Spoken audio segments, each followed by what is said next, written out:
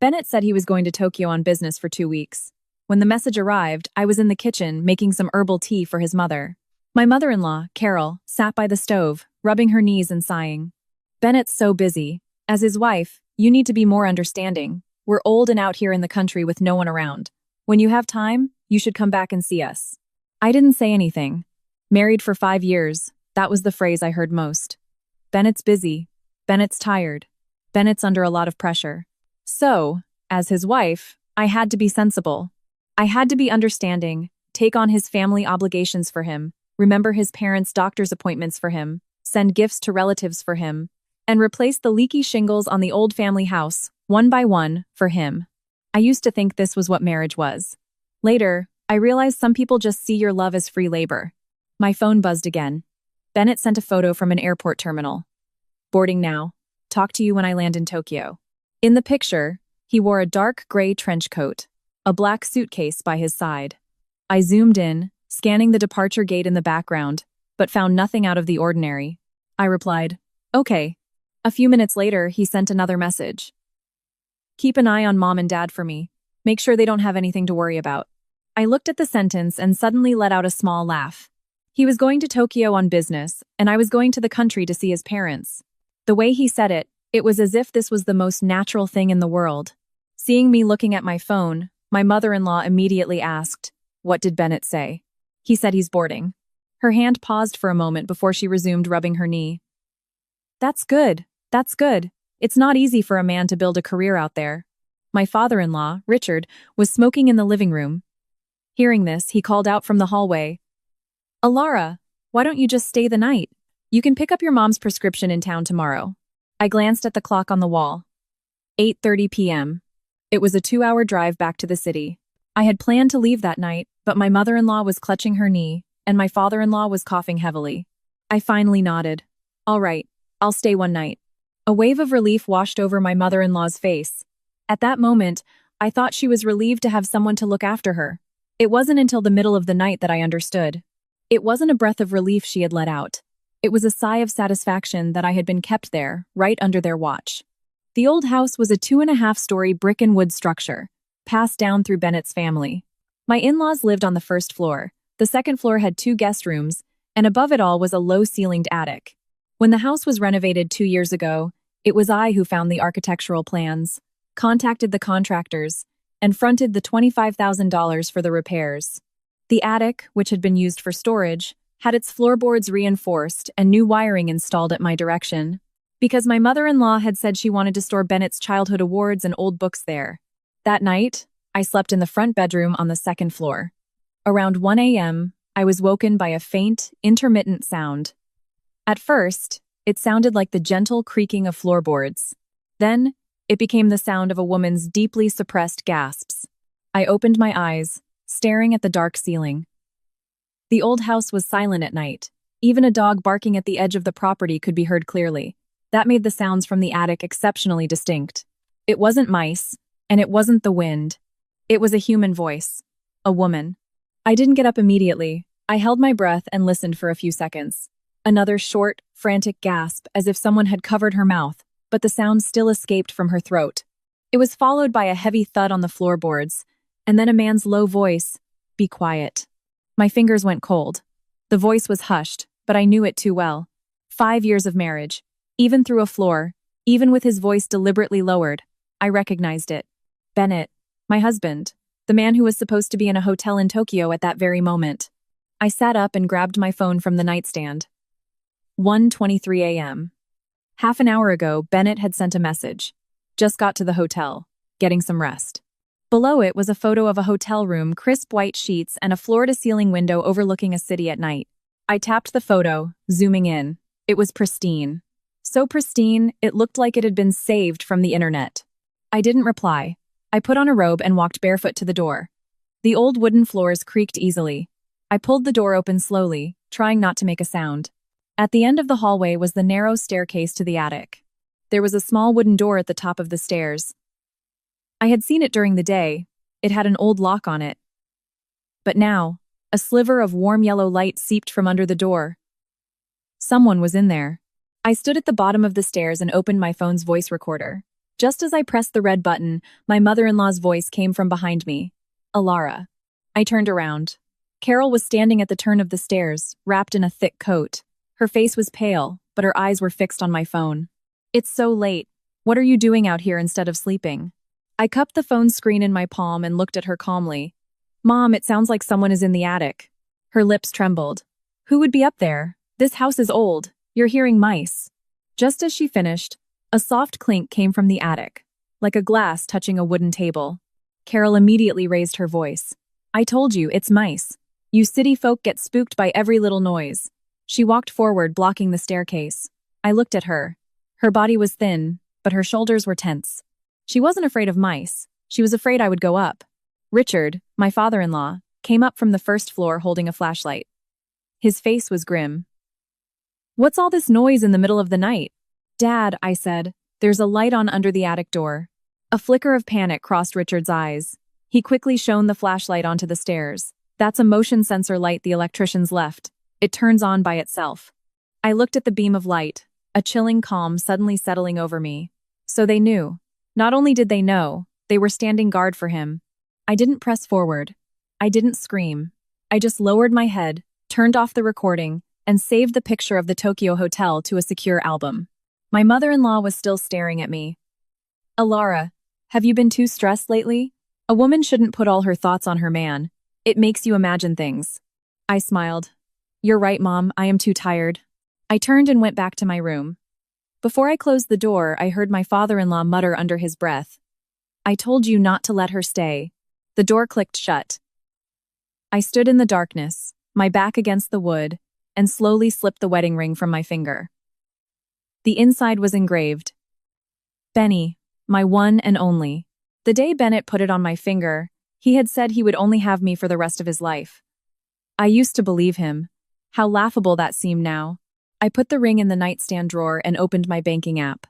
I had lost count of how many times I had transferred money to the Bennett family over the past 5 years. The $25,000 for the house renovation, the $15,000 for my mother-in-law's knee surgery, the $8,000 for my father-in-law's COPD treatments, the $3,000 wedding gift for Bennett's cousin. Holiday gifts, personal loans, medical bills, travel expenses, each transaction was initiated by me. Because Bennett would say, Alara, I need my salary for project cash flow. Can you cover this for me? I'll pay you back. He never paid me back, and I never pushed. I screenshotted every page, saving all the transfer records. The moonlight fell on the yard outside, making the old house look as still as a deep well, but I knew the 2 people in the attic were not asleep. At 2:06 a.m., I heard light footsteps from above. Someone was coming down. I moved to the door and peered through the old keyhole. A woman, wrapped in a man's shirt, emerged from the small attic door. She was thin, with her hair down, wearing a pair of red slippers. I recognized those slippers. 6 months ago, I had bought 2 pairs of fleece-lined slippers for my mother-in-law, one gray, one red. She had complained the red was too flashy and had never worn them. Now, they were on another woman's feet. As the woman descended the stairs, Bennett followed behind her. He wasn't wearing a jacket, just holding a glass of water. The light was dim, and I couldn't see his expression. I only heard the woman ask in a low voice, "She won't find out, will she?" Bennett replied, "She won't. She's always been obedient. I'll have my mom make an excuse to send her away tomorrow." The woman laughed. "Your wife is so pitiful." Bennett was silent for 2 seconds. Then he said, "Don't talk about her." 3 words, sharper than any explanation. Standing behind the door, my nails dug into my palms. But I didn't rush out. I just opened my phone and continued recording. The next morning, my mother-in-law called me to make breakfast as usual. She acted as if nothing had happened, standing at the kitchen entrance and directing me. "Alara, Bennett's not here, and your dad's stomach is weak. Cook the oatmeal until it's soft. And don't go near the attic. It's too dusty." My hands paused under the running water. "Mom, isn't the attic where Bennett's old books are?" I wanted to go up and look for a photo album. Her face changed instantly. "What photo album? Why are you always rummaging through things? It's not proper." I looked up at her. "Mom, why are you so nervous?" Her voice caught. My father-in-law emerged from the living room, coughing loudly. "Alara, a daughter-in-law should know her place. There are some parts of this house you don't just go through whenever you feel like it." I turned off the faucet. I drew the wiring diagrams for this house. I paid for the renovation. And now I can't even go into the attic? My father-in-law's face soured. My mother-in-law immediately burst into tears. Oh, my life is so hard. My son isn't home, and my daughter-in-law bullies us old folks. As she cried, the neighbor poked her head into the yard. What's going on? My mother-in-law wiped her eyes. Nothing. Alara's a city person. She doesn't appreciate our country ways. I watched her performance. In the past, I would have apologized immediately, because I was afraid of people saying Bennett had married an ill-mannered wife. But today, I just dried my hands and said calmly, Mom, cry a little slower. Let me get a video so Bennett can see how I'm bullying you when he gets back from Tokyo. Her crying stopped short. My father-in-law's face grew even darker. I picked up my phone and aimed it at them. Dad, Mom, breakfast is ready. I'll go get the medicine now. With that, I turned and walked out of the kitchen. The sun was bright in the yard. The curtains in the small attic window were drawn tight. I stood in the middle of the yard, looking up for a moment. Suddenly, the curtain twitched. Someone was watching me. I pulled my gaze away and smiled. Watch all you want. You have 2 more days. In 2 days, I'll make sure the entire Bennett family gets to see you. When I went to town for the medicine, I first stopped at a copy shop on Main Street. The owner recognized me from when I had the renovation blueprints printed 2 years ago. Mrs. Bennett, he said with a smile as I walked in. More documents for the old house? Help me check a flight, I said. The owner looked puzzled. A flight? I handed him the screenshot of the ticket Bennett had sent me. My husband said he flew to Tokyo. This picture is a bit blurry. Can you blow it up and print it for me? He didn't ask questions. He imported the image into his computer and enlarged it. The problem was immediately obvious. The date on the boarding pass was from December of last year. Bennett had sent me an old photo. I stared at the date, my chest feeling as if it had been slammed by something heavy. Until last night, I had held onto a sliver of absurd hope. What if I had misheard? What if it was just a strange noise? But now, that hope was shattered. The owner saw it too and looked awkward. Maybe. He sent the wrong one by mistake. I folded the printed photo and put it in my bag. Yes, a mistake. Leaving the copy shop, I didn't go back to the house right away. I sat on a bench outside the town's pharmacy and went through Bennett's messages from the past few days, one by one. Before he left, he said the project was suddenly moved up and he couldn't come to the old house with me. The day he left, he said he was boarding. At midnight, he said he was at the hotel.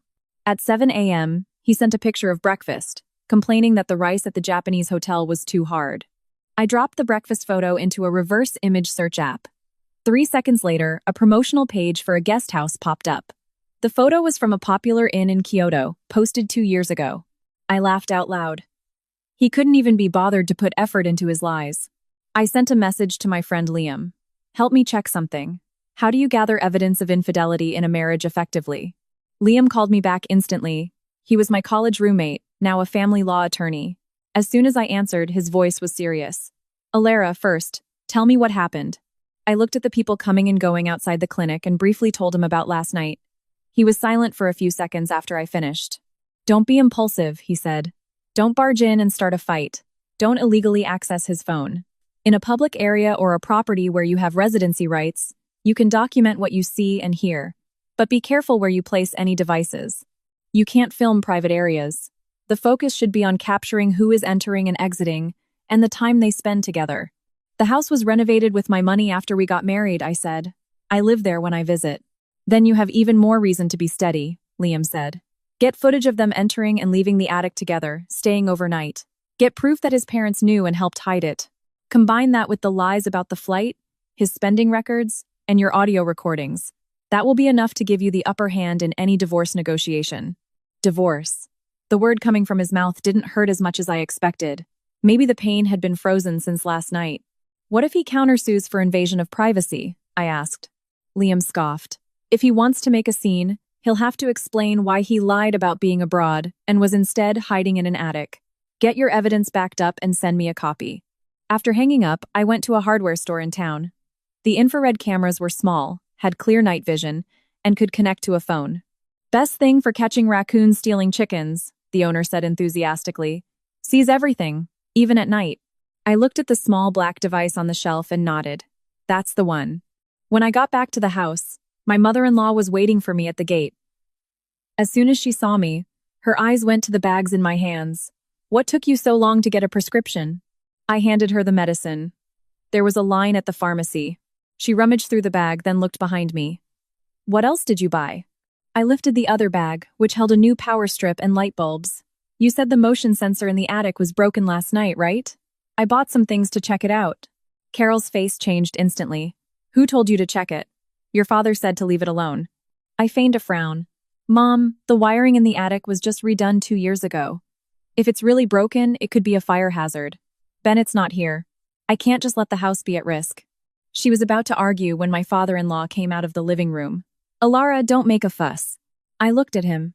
Dad, just the other day, Mr. Miller's house at the east end of the town caught fire from old wiring. It burned half a room. If you don't let me check and something happens, I can't take that responsibility. Country people are terrified of fire. My father-in-law's lips moved, but he didn't stop me. My mother-in-law grew frantic. Even so, we don't need a woman going up there. We can wait for Bennett to come back. I smiled. Bennett won't be back from Tokyo for 2 weeks. What, is whatever's in the attic more important than the safety of the house? Her face froze. I didn't give her another chance to speak and walked straight into the house. But just as I reached the stairs, a soft thump came from the attic. My mother-in-law immediately let out a loud cough. It was so deliberate, it sounded like a signal to the person inside. I paused at the foot of the stairs and looked up. Mom, what are you coughing about? My throat's scratchy, she snapped. I'll get you some water. No need. Her voice was sharp with panic. I looked at her and felt a wave of pity. She wasn't ignorant of what Bennett was doing. She just believed that her son's mistakes didn't count as mistakes. A daughter-in-law discovering them, that was the mistake. At lunch, my in-laws were uncharacteristically warm. Carol served me food. Alara, Mom was just anxious this morning. I shouldn't have been so harsh. Don't take it to heart. Richard chimed in. Bennett's not here, and it's not safe for you to be driving back and forth by yourself. Rest today, and head back to the city tomorrow morning. I kept my head down, sipping my soup. I'm not in a hurry. Bennett asked me to look after you both. I'll stay a couple more days. Carol's chopsticks froze. The wrinkles on Richard's face tightened. I continued. It'll give me time to finish checking the attic wiring. The atmosphere turned icy. Just then, my phone rang. It was Bennett. I answered and put it on speaker. His background was quiet, not an airport, not a foreign street, and certainly not a hotel conference room. Alara, my mom said you're causing trouble at home. His opening line was an accusation. My mother-in-law immediately lowered her head, playing the part of a deeply wronged victim. I looked at her and asked softly, what trouble did I cause? The attic is full of junk. My parents don't want you going up there, but you insist. Since when do you have no boundaries? No boundaries. Hearing those words from his mouth, I almost laughed. Bennett, where are you right now? I asked. He paused for half a second. Tokyo. Where in Tokyo? A hotel. Which hotel? His tone became impatient. Are you interrogating me? What's the point? There's no point, I said. I just want to confirm that you're really in Tokyo. The line went quiet. My father-in-law suddenly slammed his chopsticks down. Alara, the most important thing between a husband and wife is trust. I ignored him, waiting for Bennett's answer. A few seconds later, his cold voice came through. Alara, I'm very tired. Don't take your emotions out on my parents just because I'm not there. Okay, I said. He seemed surprised by my quick compliance, his tone softening slightly. Go back to the city tomorrow. Don't cause any more trouble for them. I looked at the bowl of soup my mother-in-law had specially served me. I suddenly asked, Bennett, are you missing one of your silver cufflinks? The breathing on the other end of the line hitched. That pair of cufflinks was my anniversary gift to him. Last night, I had seen one of them by the crack of the attic door. He didn't answer, but I already knew. I hung up. My mother-in-law shot up. Why did you hang up on Bennett? I put my phone away. Bad signal. My father-in-law's face was cold. Alara, you've been acting very strange lately. I nodded. Maybe so. After the meal, I offered to wash the dishes. My mother-in-law stood at the kitchen entrance, watching me like a hawk. As I rinsed the bowls, I glanced at the stove. In the trash can, a crumpled tissue showed a hint of red. I squatted down, pretending to pick up a fallen chopstick, and pulled out a corner of the tissue. A lipstick stain. Not my mother-in-law's shade. She never wore lipstick. I took a picture of the tissue and stuffed it back where I found it. At 8 p.m., I announced that a light bulb had burned out and I needed to change it on the second floor. My father-in-law followed me up. "I'll help you." I smiled and handed him the ladder. "Then hold it steady for me, Dad." He didn't expect me to actually make him help and could only stand below with a grim face. While pretending to change the bulb, I hid a small infrared camera in the shadow of a hallway beam. The angle was aimed directly at the small attic door. It wouldn't film inside, only the doorway. My fingers were steady as I installed it, not like a woman who had just discovered her husband's betrayal. My phone pinged. Connection successful. The screen showed the closed attic door, with the time ticking in the top right corner. 8:37 p.m. I hit record. From downstairs, my mother-in-law called, "Alara, are you done yet?" I put the lampshade back on. Done. At that moment, I heard a very faint click from behind the attic door. A woman's laugh, like a taunt, like a victory. I climbed down from the ladder, looked up at that door, and had only one thought. Laugh. Laugh for 2 more days. The first night after installing the infrared camera, I barely slept. My phone screen lay on my pillow, brightness turned to the minimum. The image showed the dim, quiet second-floor hallway, only the seconds ticking by. At 12:41 a.m., the attic door opened. A man's hand appeared first. A black mechanical watch on the wrist. Bennett's watch. I had given it to him for his birthday last year. There was a thin scratch on the band from when he had bumped it while moving. Then, he stepped out, wearing dark loungewear, not a hotel bathrobe, not a business suit, but the old clothes he kept in a closet at the house. He stood at the door, turned back, and said something in a low voice. Cassidy followed him out. She was wearing my cardigan, the cream-colored cashmere sweater I had left at the house on my last visit. The sleeves were rolled up, her hair was loose around her shoulders, and she still had on those red slippers. She walked lightly, as if she knew this place well. Bennett took her hand and led her downstairs. The camera couldn't see the first floor, but sounds drifted up. The sound of running water. A woman's coquettish voice. "I'm hungry." Bennett's voice. "There's some of Alara's lasagna in the fridge." I stared at the screen, a cold smile spreading across my face. My lasagna. I had made it for my in-laws, frozen it in the fridge in case they were hungry at night, or too lazy to cook in the morning. Now, it was a late-night snack for their affair. 10 minutes later, they came back up. Cassidy was holding a bowl, saying as she walked, "Your wife's lasagna is actually pretty good." Bennett hissed, "Don't talk about her." Cassidy stopped at the attic door and suddenly looked up, down the hallway. My heart tightened. She seemed to sense something, her eyes narrowing as she looked toward the beam. The next second, Bennett pulled her inside. The door closed. The screen was quiet again. I saved the video, backed it up to the cloud, and sent a copy to Liam. Liam quickly replied with 2 words, cold-blooded. "Is it enough?" I asked. "Not yet," he said. "This proves they were in the house together, entering and exiting at night. Keep filming. Add the evidence of your husband lying about his trip, your in-laws' complicity, your financial records." "Understood," I replied. The next morning I went downstairs as usual. My mother-in-law was in the kitchen, rummaging through the fridge. "Alara," she asked suddenly, "why is a tray of your lasagna missing?" I stood behind her. "Did you eat it last night, Mom?" Her back stiffened. "Your father was hungry. Isn't Dad diabetic? Eating lasagna in the middle of the night?" She slammed the fridge door shut. "Now you're policing what old people eat?" I didn't argue. I just took out my phone, opened the Notes app, and typed in front of her. June 2nd. 1 tray of frozen lasagna missing. My mother-in-law frowned. "What are you writing that for?" I looked up. "Keeping accounts." Her face turned ugly. "Are you saying you're going to charge us for a little food?" "You misunderstand, Mom," I said, my gaze drifting upstairs. "I'm not keeping account of you. I'm keeping account of who ate it." Her face went white. That morning, I called the local electrician, an old hand named Joe. When Joe arrived with his toolbox, my father-in-law nearly jumped out of his chair. "Who called you?" Joe smiled warmly. "Alara said there's a problem with the attic wiring. I came to take a look." My mother-in-law rushed to block him. "No need to look, no need, it's fine." I pulled out the wiring diagrams from the renovation 2 years ago. "Joe, could you please focus on the circuit for the second floor in the attic? The lights keep coming on at night, and I'm worried the circuit is overloaded." Joe took the diagram, his eyes lighting up. "This is a clearly drawn plan." My father-in-law's face was black. "This is a family matter. We don't need outsiders."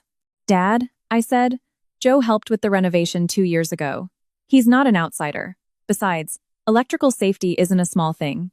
Joe was already heading for the stairs. My mother-in-law shouted in panic, "The attic is dusty." Joe laughed. "I'm not afraid of a little dust." Just as he set foot on the second floor, a soft sound came from the attic. Joe looked up. "Someone's up there." "A cat," my father-in-law said instantly. Joe paused. "When did you get a cat?" I looked at my father-in-law. His lips were pressed into a thin line.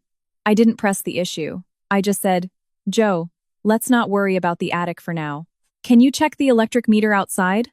Joe followed me into the yard. The meter box was on the west wall. As soon as he opened it, he frowned. "Your electricity usage has been pretty high the last couple of days." "How high?" I asked. He pointed. "For two older people, normal usage shouldn't be this high." "Is someone running an air conditioner or an electric heater upstairs?" It was early June, not hot or cold. My in-laws lived on the first floor and never used air conditioning. I nodded. "Maybe the sensor light is faulty." Joe shook his head. "A sensor light wouldn't use this much."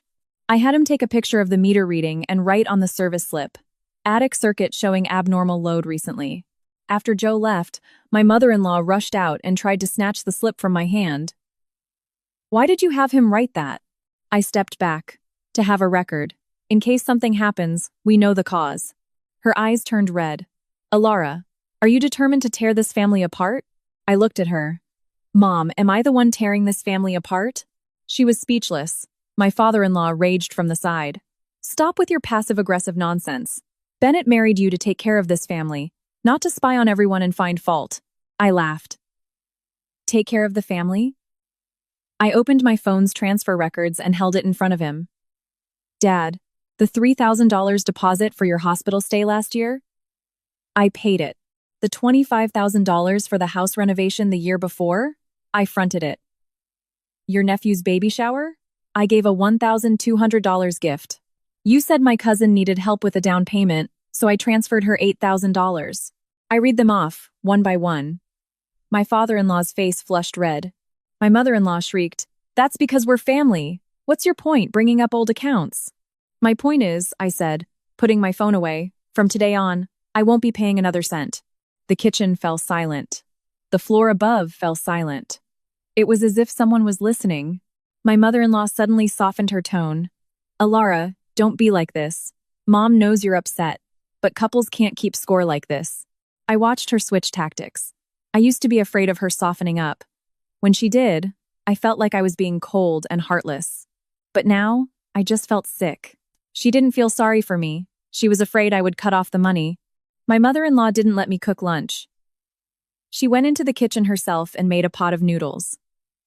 I sat in the living room and watched the camera's playback on my phone. At 10:14 a.m., when Joe came upstairs, a woman's eye appeared in the crack of the attic door. At 10:15, my mother-in-law yelled from the bottom of the stairs that it was dusty. At 10:16, the eye in the door disappeared. Everyone was acting. Only I had been foolish enough to believe this was a family. At 3 p.m., I got a message from Bennett. "My mom said you stopped paying for Dad's medical expenses." I replied, "The current payments are good until the end of the month." He called immediately. I answered, "Alara, what are you trying to do?" I could hear birds chirping in the background. There was a pine grove behind the old house. The birds sounded just like that on a summer afternoon. "Aren't you in Tokyo?" I asked. "Do they have the same birds in Tokyo as they do behind our old house?" The line went silent. Then he said coldly, "You're becoming more and more irrational." "I'm warning you. Stop harassing my parents." I let out a small laugh. "Bennett, why don't you come back and warn me in person?" He was silent for a few seconds. "I'll be back when the project is over." "Good," I said. "I'll be waiting." After hanging up, the camera sent a new notification. Someone was passing by. I opened the feed. Cassidy had come out of the attic, holding my mug. She stood in the hallway and called down, "Carol, when is she leaving?" My mother-in-law's voice came from off-screen. "Soon. Bennett will handle it." Cassidy chuckled. "She's pretty patient." "That's just her personality," my mother-in-law said. "She's soft-hearted and easy to manage." I saved the video and listened to it twice. Soft-hearted and easy to manage. So that was their assessment of me. I didn't eat dinner that night. My mother-in-law knocked on my door.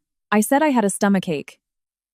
She stood outside for a few seconds, her tone impatient, so delicate. Her footsteps faded away. At 10:30 p.m., the camera sent another alert. Bennett appeared on screen. He was wearing a dress shirt, his hair a bit messy, as if he had just come in through the back door. He didn't go straight to the attic but stood in the hallway making a call. His voice was low. "I'll show up tomorrow. I'll say I came back from Tokyo early.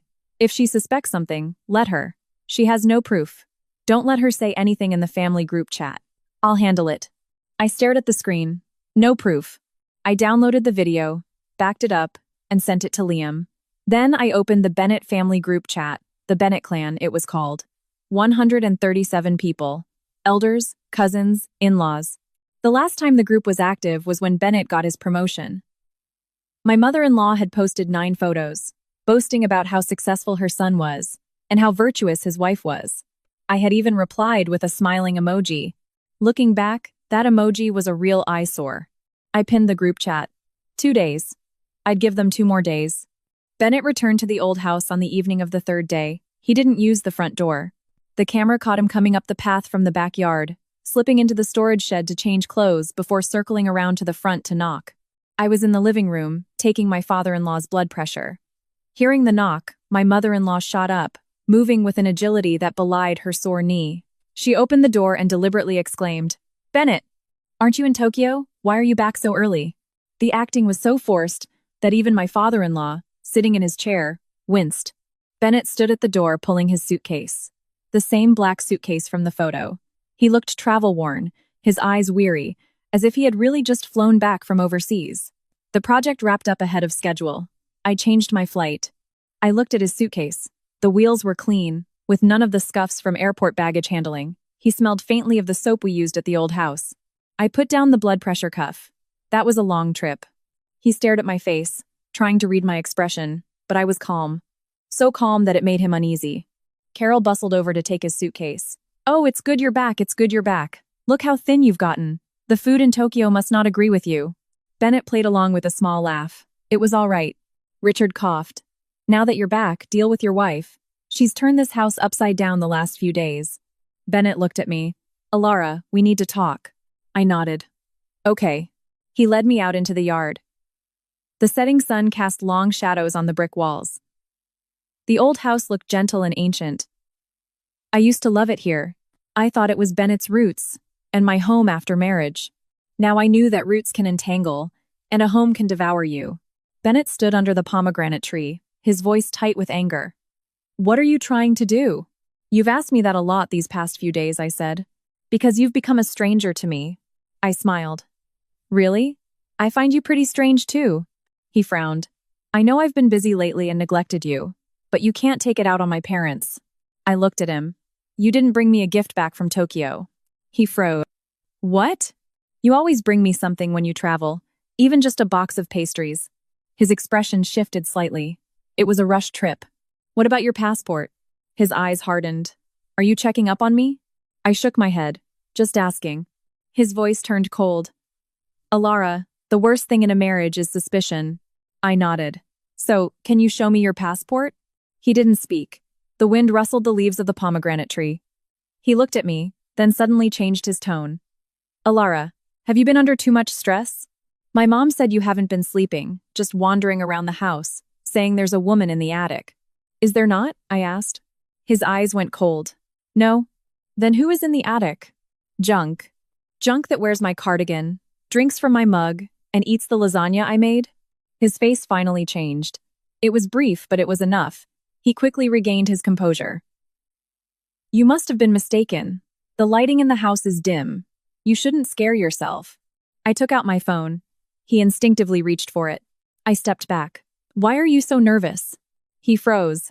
"I'm just afraid you'll misunderstand." I put my phone back in my pocket, then explain. He took a deep breath.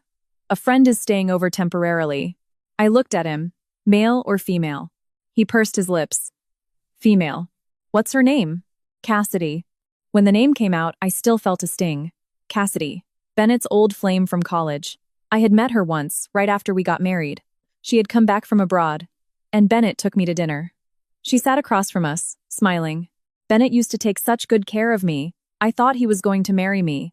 At the time, Bennett had chided her. "Don't talk nonsense." I hadn't thought much of it. Later, she got married, divorced, went abroad and came back. She would occasionally like one of my social media posts. I never imagined she would be hiding in the attic of Bennett's family home. Why is she staying in the attic? I asked. She's going through some things, Bennett said. It wasn't convenient for her to stay in a hotel. My mom has a soft spot for her, so she let her stay for a couple of days. You were in Tokyo. How did you know she was here? His Adam's apple bobbed. My mom told me. I stared at him. Bennett, do you want to try to make that story a little more complete? He finally lost his patience. Alara, do you have to be so aggressive? Cassidy is just a guest. You're making it sound so dirty. The problem is with you. The problem is with me. Hearing that, I actually laughed.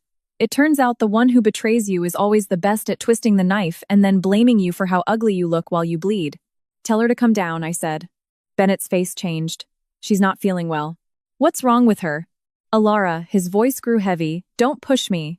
I looked at his angry face and suddenly felt like this man before me was a complete stranger. For another woman, he was looking at me with such eyes for the first time. I once had a fever of 102, and all he said was, take some Tylenol. Now, Cassidy was not feeling well, and he was acting like I had stepped on his tail. I nodded. I won't push you. He visibly relaxed. But in the next second, I said, then I'll go up and see her. I turned and walked toward the house. Bennett grabbed my wrist, his grip tight. Alara. I looked down at his hand. Let go. He didn't. Stop making a scene. Her condition is unstable. She can't handle being provoked. I looked up. But I can? He froze. I asked, word by word, you lie about going to Tokyo, hide her in the attic, have your parents run interference for you, and treat me like a fool. And now you're telling me she can't handle being provoked? His fingers slowly loosened. A few neighbors were already peeking over the fence. My mother-in-law ran out of the house. Why are you two fighting again? Alara, if you have something to say it inside. Don't let the neighbors see. I looked at her. So you're worried about what the neighbors will see? Her face froze. I continued. Then why weren't you worried when you were hiding someone in the attic? The neighbor's eyes lit up. My father-in-law stormed out. Alara, what nonsense are you spouting? Bennett lowered his voice. Get inside. I didn't say anything more. I turned and went into the house. Not because I was scared, but because it wasn't the right time. I was still missing the last piece of evidence. Cassidy's own admission, the in-laws' conspiracy, Bennett's lies to my face. I needed it all, complete. That evening, there was an extra place setting at the dinner table. Cassidy finally came downstairs. She wore a pale blue dress, her face was wan, and the corners of her eyes were red. She looked like the wronged party. She stood at the bottom of the stairs and said softly, Alara, I'm sorry. I'm the one causing all this trouble. Alara, not Mrs. Bennett. I looked at her and didn't respond. Bennett immediately got up to help her to a seat, the gesture as natural as if he had done it 100 times. My mother-in-law brought a bowl of chicken soup to her. Cassidy, drink up. You're weak. I sat across from them. My bowl contained only plain rice. My father-in-law cleared his throat.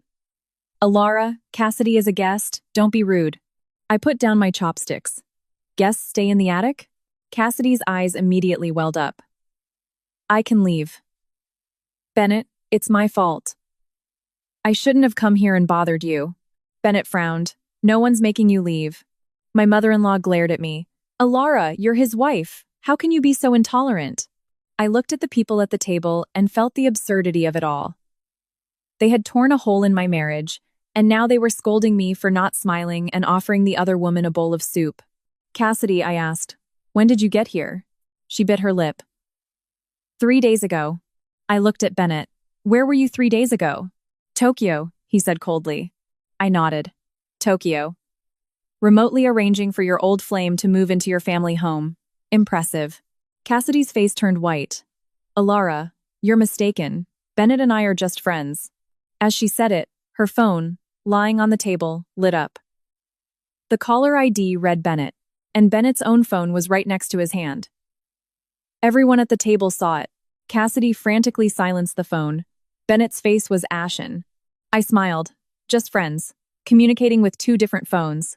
My mother-in-law jumped in. It's probably a work number. I looked at her. You seem to know more about it than he does. She shut her mouth. The atmosphere was frozen. Just then, my phone vibrated. A new video from the infrared camera. I opened it. The footage was from 2 hours earlier. Cassidy was standing at the attic door, telling Bennett, "If she doesn't leave, I'll tell her about the baby." Bennett's face was grim. "Don't bring that up now," Cassidy said. "Bennett, you promised me. You said you'd give me a real answer." The video ended there. A baby. My hand holding the phone slowly tightened. So there was more to this drama. I looked up at the two people across from me. Bennett avoided my gaze. Cassidy was sipping her soup, a hint of triumph at the corners of her lips. I placed my phone face down on the table. Good, 2 days. The evidence was sufficient. After that night, Bennett didn't come to our room. He slept in the back bedroom on the second floor. Cassidy returned to the attic. My in-laws stayed on the first floor. The entire house seemed to be divided into factions, and I was the sole outsider. At 3 a.m., I got a message from Liam. Video evidence saved. Starting tomorrow, avoid any physical confrontation with them alone. You can formally file for divorce. I replied, I need one more public scene. The family chat? He sent back a sighing emoji. If you're really going to do it, make sure you only post factual evidence. No insults. Let them explain themselves. I looked at the screen and smiled.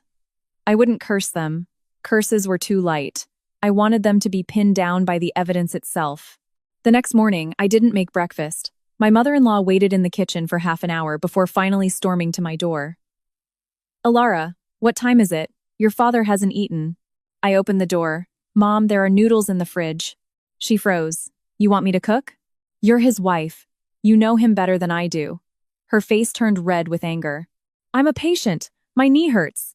"It won't affect your ability to boil noodles." She raised her hand to slam the door. I raised my phone. Her hand froze in midair. "Go ahead, Mom," I said. "I'm recording." She lowered her hand, seething. "You're rebelling now." "I am," I nodded. I used to be afraid of her calling me unfilial. Not anymore. Because I finally understood that her definition of filial piety was me unconditionally serving as the Bennett family's workhorse. After I washed up and went downstairs, Bennett was sitting in the main hall, frowning. "Your mom's not well. Can't you lend a hand?"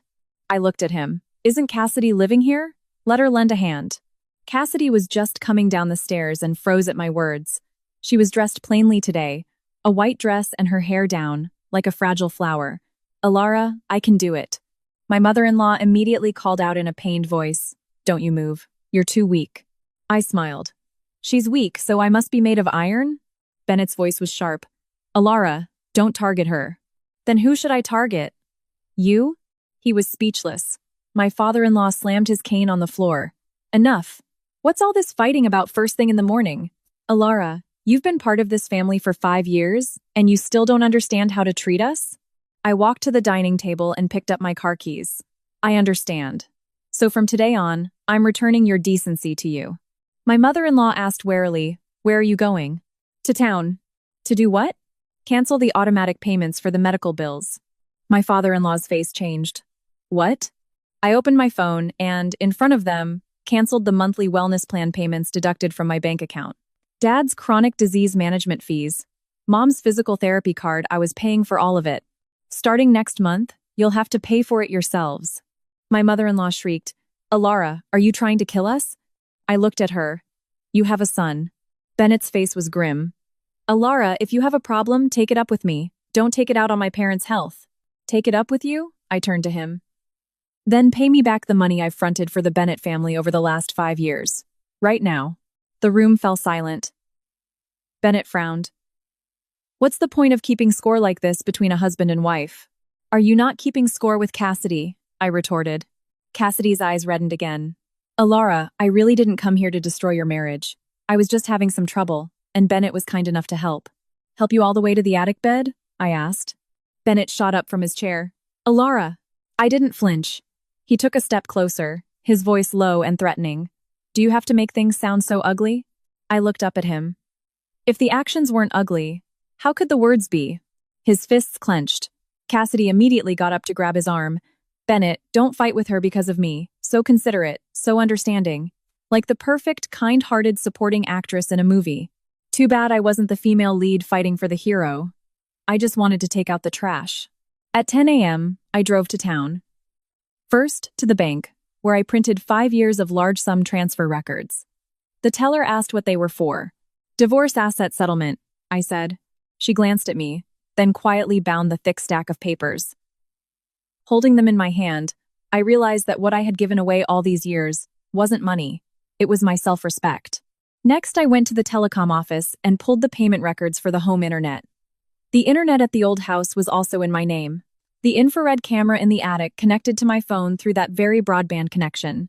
The entire Bennett family was using the internet I paid for, in the house I paid to fix, to cover up my husband's betrayal. How ironic. When I got back to the house in the afternoon, there was a strange car in the yard. Bennett's younger cousin, Jake, had arrived. He was 3 years younger than Bennett, always sweet-talking, and the biggest cheerleader in the family group chat. Seeing me, he grinned. "Hey, Alara. I hear things have been pretty lively here the last couple of days." I put down my bag. "Who did you hear that from?" He raised an eyebrow. "Aunt Carol. Said you've been imagining things, insisting Bennett was hiding someone in the attic." My mother-in-law came out of the kitchen. "Jake, don't listen to her. I don't know what's gotten into her lately, just causing trouble." Jake looked at me, half joking, half testing. "Alara, didn't Bennett go to Tokyo? Maybe you just miss him too much?" I said flatly. "You can ask your cousin yourself whether he went to Tokyo or not." Just then, Bennett came down from the second floor. Jake froze. "Ben, you're back?" The scene was stiff for a moment. Bennett quickly recovered. Project finished early. Jake blinked. "So soon?" I picked up my water glass and said nothing. Jake's eyes darted between us. He wasn't stupid, just a gossip. But once the drama threatened the family's reputation, he would learn to be afraid. At lunch, my mother-in-law made a special soup. She served Cassidy first, then Bennett, and finally me. I didn't take it. "I'm not having any." She frowned. "What's wrong now?" "I'm afraid there's something in it," I said. Her face changed. "What do you mean by that?" I looked at her. "Nothing. My stomach's been upset lately. I'm only drinking bottled water that I buy myself." Bennett couldn't take it anymore. "Alara, how long are you going to keep this up?" I put down my chopsticks. "Divorce." The word dropped like a stone. Everyone at the table stopped. The spoon in Cassidy's hand clinked against her bowl. My mother-in-law was the first to react. "What did you say?" I said, "Divorce." Bennett stared at me. "Are you serious?" "Do I look like I'm joking?" I asked. His face darkened. "Just because Cassidy is staying for a few days?" I laughed. He was still downplaying it. "Bennett, I'll give you one chance. Admit, right now, in front of everyone, that you didn't go to Tokyo, that you've been at the old house this whole time, that you brought Cassidy here. If you do that, I won't make this as ugly as it could be." His eyes turned cold and menacing. "Are you threatening me?" "Yes," I answered quickly. He was taken aback. I had never been like this before. I always gave him a way out, saved his face, gave him room to explain. But now, I had dismantled the escape route. I didn't care about his face. And there was no more room. My father-in-law raged. "What divorce? The Bennett family doesn't have such shameful things happen." I looked at him. "But letting your son hide a woman in the attic isn't shameful?" My mother-in-law shrieked. "That was a misunderstanding." "What kind of misunderstanding?" I asked. "Involves gasping for breath while coming down from the attic in the middle of the night to eat the lasagna I made." Jake nearly choked on his soup. Cassidy's face was as white as a sheet. Bennett slammed his hand on the table. "Enough." The dishes rattled. I didn't move. He stared at me, his voice low. "If you want a divorce, fine. But don't drag innocent people into this." I looked at Cassidy. "She's innocent?" Cassidy's tears fell. "Alara, I know you hate me, but the baby is innocent." The table went dead silent. My mother-in-law rushed to her side. Cassidy, as if she had let it slip, covered her mouth, her tears falling faster. Bennett closed his eyes. Jake was completely frozen. I looked at the whole performance and finally laughed. "A baby?" Cassidy looked at me with tear-filled eyes. "I didn't mean to tell you, but I can't let my child not have a father." My mother-in-law immediately stood by her side. "Alara, now that you know, Mom won't hide it from you. Cassidy is carrying Bennett's child. You two have been married 5 years without children. Just think of it as doing a good deed and stop making trouble." I looked at Bennett. "Is that what you think too?" He avoided my eyes. "The baby. It's not confirmed yet." Not confirmed isn't a no. My heart felt like it had been strangled by the last thread. The truth was, Bennett and I had tried for a child. I was pregnant in our 2nd year of marriage. Bennett was busy with a project. I went to my prenatal appointments alone, took my folic acid alone. Then my mother-in-law fell and hurt herself. I rushed back to the old house to take care of her. I slipped and fell on the wet stone steps at night. I lost the baby. Bennett arrived at the hospital 3 days after my surgery. He said, "We'll have another one." But after that, he always said he was in a crucial phase of his career, that we weren't in a hurry for kids, and I believed him. Now, he had brought another woman's child before me, and his mother was telling me to do a good deed. I slowly stood up. "Fine." A flash of joy crossed my mother-in-law's eyes. "You've come to your senses?" I nodded. "I have." Bennett looked at me, his expression complex. Cassidy looked up too. I picked up my bag. "The baby is innocent, so the adults should be held responsible. My lawyer will send you the divorce papers." Bennett's face changed. "Alara." I turned and walked out. Behind me, my mother-in-law was cursing me for being cold-hearted. My father-in-law was scolding me for being undignified. Cassidy was crying that it was all her fault. Bennett chased me into the yard and grabbed me. "Don't be rash." I turned to face him. "Bennett, the most sensible thing for you to do right now is not to tell me not to be rash." He frowned. "Then what is it?" I shook his hand off. "It's to figure out how you're going to explain this to the entire Bennett family." He froze. I got in my car, closed the door, and locked it. He pounded on the window. "What do you mean?" I didn't answer. As the car started, the infrared camera pushed another video notification. Cassidy was standing in the second-floor hallway, her hand on her stomach, telling my mother-in-law, "Carol, as long as Alara agrees to the divorce, I won't treat you badly." My mother-in-law held her hand. "Don't worry, she can't make any waves." I saved the video and drove out of the Bennett family's yard. In the rearview mirror, Bennett stood at the gate, his face dark and grim. He still didn't know the storm was coming. I didn't go back to the city right away. I got a room at a motel in town. It was small, with yellowing wallpaper, and the window looked out over the local market. But sitting on the edge of the bed, I felt cleaner than I had at the old Bennett house. At least here, no one was lying to me. I sorted all the evidence by date. Category 1. Bennett's lies about his Tokyo trip. The old boarding pass screenshot, the reverse image search of the hotel photo, the spending records. The records came from alerts on my supplementary credit card, which he thought I never checked. In the last 3 days, he had used it at a pharmacy, a convenience store, and a baby supply store in town. Category 2. The infrared camera videos. Them entering and leaving the attic at night, Cassidy wearing my clothes and using my mug, Bennett sneaking back through the back door to change clothes and pretend he'd just returned from abroad. Category 3. The in-laws cover-up recordings. My mother-in-law saying I was soft-hearted and easy to manage. My father-in-law saying, "I told you not to let her stay." Category 4. Years of financial records for the Bennett family. Bank transfers, the renovation contract, medical bills, gifts. Category 5. Cassidy's pressuring tactics, the talk of the baby, the promise not to treat my in-laws badly. By the time I finished organizing everything, it was 1 a.m., Liam called. "Are you safe?" "Safe. Come back to the city tomorrow. I'll draft the divorce agreement for you. Don't go back to the old house alone." I looked at the video thumbnails on my computer screen. "I have to go back one more time." Liam's voice tightened. "Alara, some things are still there. My design plans, copies of my documents, and the vintage gold locket my mother left me. That bracelet was in a drawer in the bedroom of my marital home. I had brought it to the old house once after the renovation. My mother-in-law said she liked it, and I almost gave it to her. Thank God I didn't." Liam was silent for a moment. "Take people with you." "I will." The next morning, I called a locksmith and a mover from town. At the same time, I messaged Bennett. "I'm coming back to the old house to get my personal belongings. Please do not obstruct me." He didn't reply, but when my car pulled up to the house, he was already standing in the yard, as if he had been waiting. He had changed into a clean white shirt, his hair neatly combed. He looked like the suave, respectable Bennett again. My mother-in-law sat in the living room, her eyes red and swollen. My father-in-law's face was grim. Cassidy was nowhere to be seen, but the camera showed she was in the attic. I walked into the yard. Bennett spoke first. "We need to talk."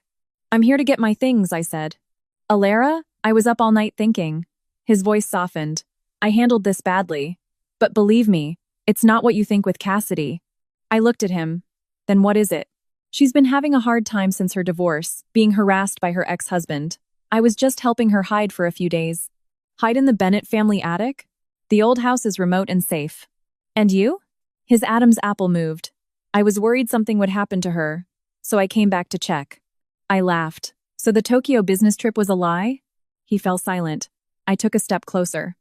Bennett, tell the whole story. He avoided my eyes. The project was canceled. I was afraid you'd worry, so I didn't tell you. You were afraid I'd worry, so you sent me an old boarding pass and a stock photo of a hotel and snuck down from the attic with her in the middle of the night? His face turned ugly. You've done your research. Not as well as you've spun your lies. My mother-in-law couldn't help but interject. Bennett has explained himself. What more do you want? A woman who's too nitpicky won't have a long marriage. I looked at her. Is your marriage long because Dad didn't hide a woman in your attic, or because you were willing to put up with it? She was stunned into silence. My father-in-law roared, Alara, is that any way to talk to your elders? With my mouth, I said. The mover behind me stifled a laugh. Bennett's face grew darker. He clearly wasn't used to me not saving face for the family in front of outsiders. In the past, when relatives came over and my mother-in-law criticized my cooking, I would smile and remake the dish. When my father-in-law said I couldn't have children, I would lower my head in silence.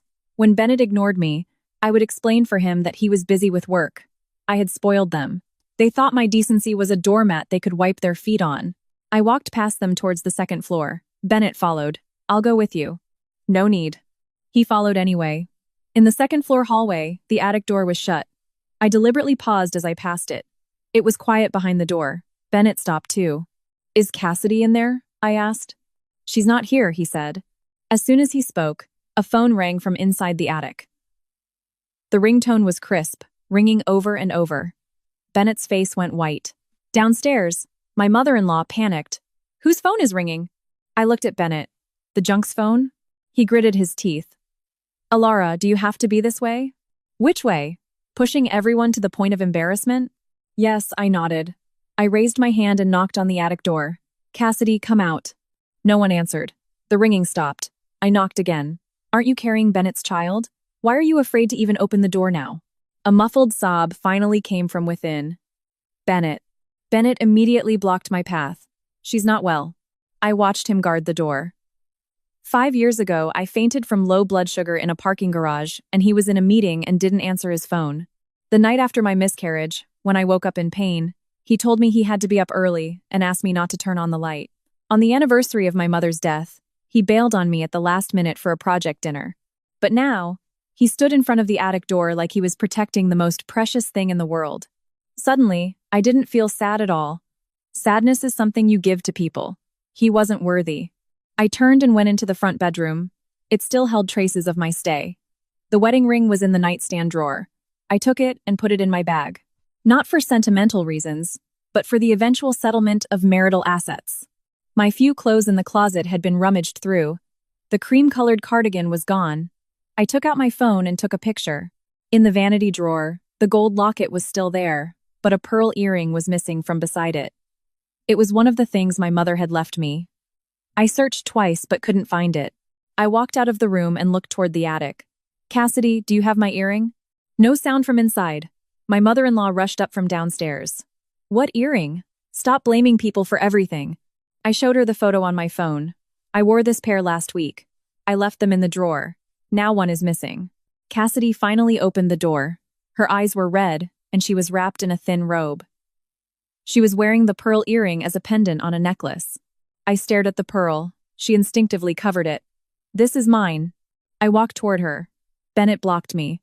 Alara, it's just an earring. I looked up at him. It was my mother's. He froze. He knew. I had told him before. My mother gave me the pair before she died, telling me to touch them whenever I felt wronged, to remember that I was loved. Bennett fell silent. Cassidy started to cry. I didn't know. I saw it on the floor next to the drawer and thought no one wanted it. No one wanted it. She took my husband and said he was willing. She wore my clothes and said she was borrowing them. Now she dared to say my mother's heirloom was something no one wanted. Take it off, I said, holding out my hand. She clutched it tighter and hid behind Bennett. Bennett, I really didn't know. Bennett frowned. Cassidy, give it to her. Cassidy reluctantly took off the necklace. I took the earring, wrapped it in a tissue, and then placed it in a clear evidence bag in front of everyone. My mother-in-law's eyes widened. What are you doing? For court, I said. Bennett's face hardened. Alara, you're really going to take this to court? I looked at him. What do you think? His voice cracked. 5 years of marriage. Can't we just sit down and talk? We can, I said. Tell her to move out of the attic. Publicly admit you cheated. Cooperate with the division of assets. And pay back the money I fronted for your family. My mother-in-law immediately shrieked, Impossible! My father-in-law added angrily, In your dreams! Bennett said nothing. Cassidy cried harder. I can leave. I don't want to ruin your marriage. I'll raise the baby by myself. She started toward the stairs, her steps unsteady, as if she might fall at any moment. Bennett, predictably, rushed to support her. Stop it. I watched the familiar scene, feeling nothing but tired. I finished packing my things and went downstairs.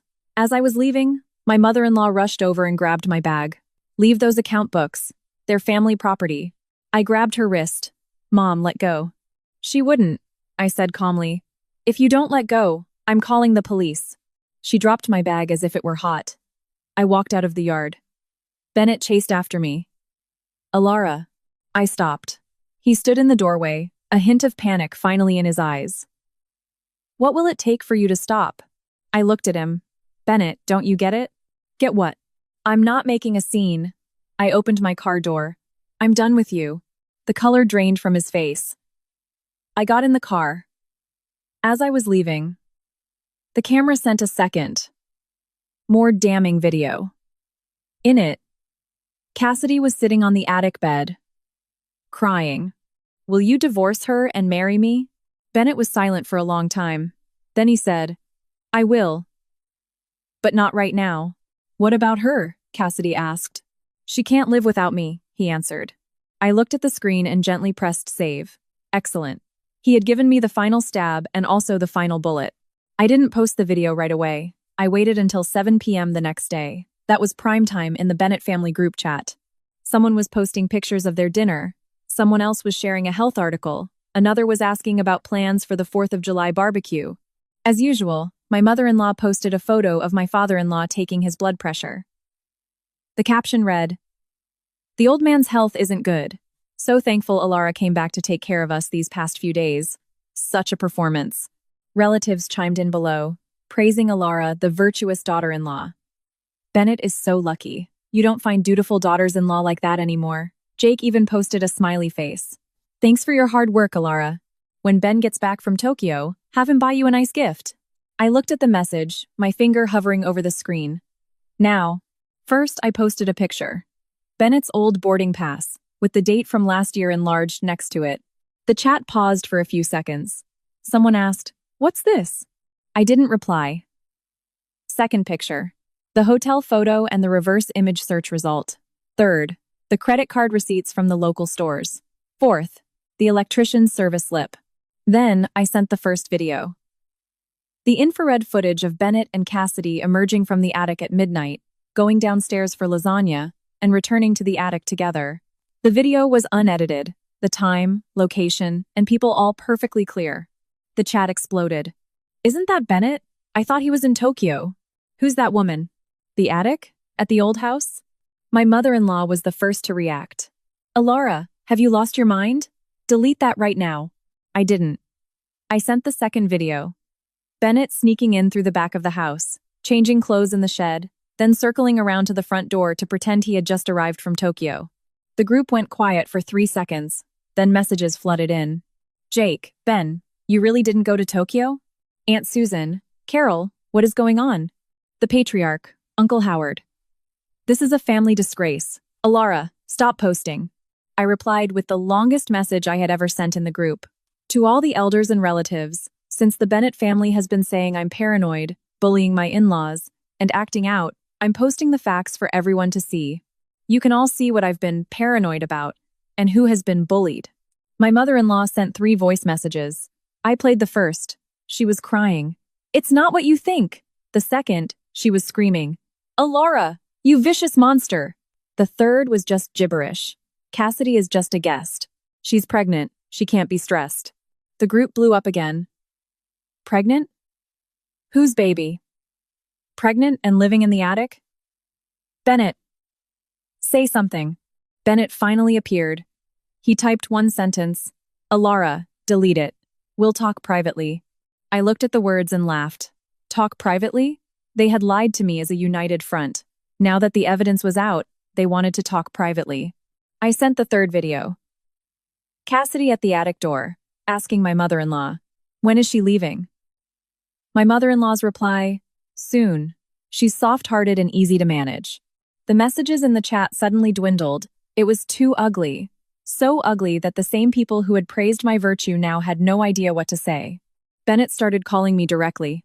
I didn't answer. He called 7 times. I rejected them all. Then I posted the last video. Cassidy, will you divorce her and marry me? Bennett, I will. But not right now. Cassidy, what about her? Bennett, she can't live without me. After that, the group went completely silent. A minute later, Jake wrote, Bro, that's messed up. That message opened the floodgates. A cousin wrote, Everyone has seen how Alara has treated this family over the years. An aunt added, Didn't Alara pay for the house renovation? Another relative said, Hiding a pregnant woman in the attic? What kind of behavior is that? Uncle Howard tried to control the damage. Alara, this is a family disgrace. Delete it first. I replied, This isn't outside. You are all family. You all have a right to know how Bennett and his parents handle a marriage.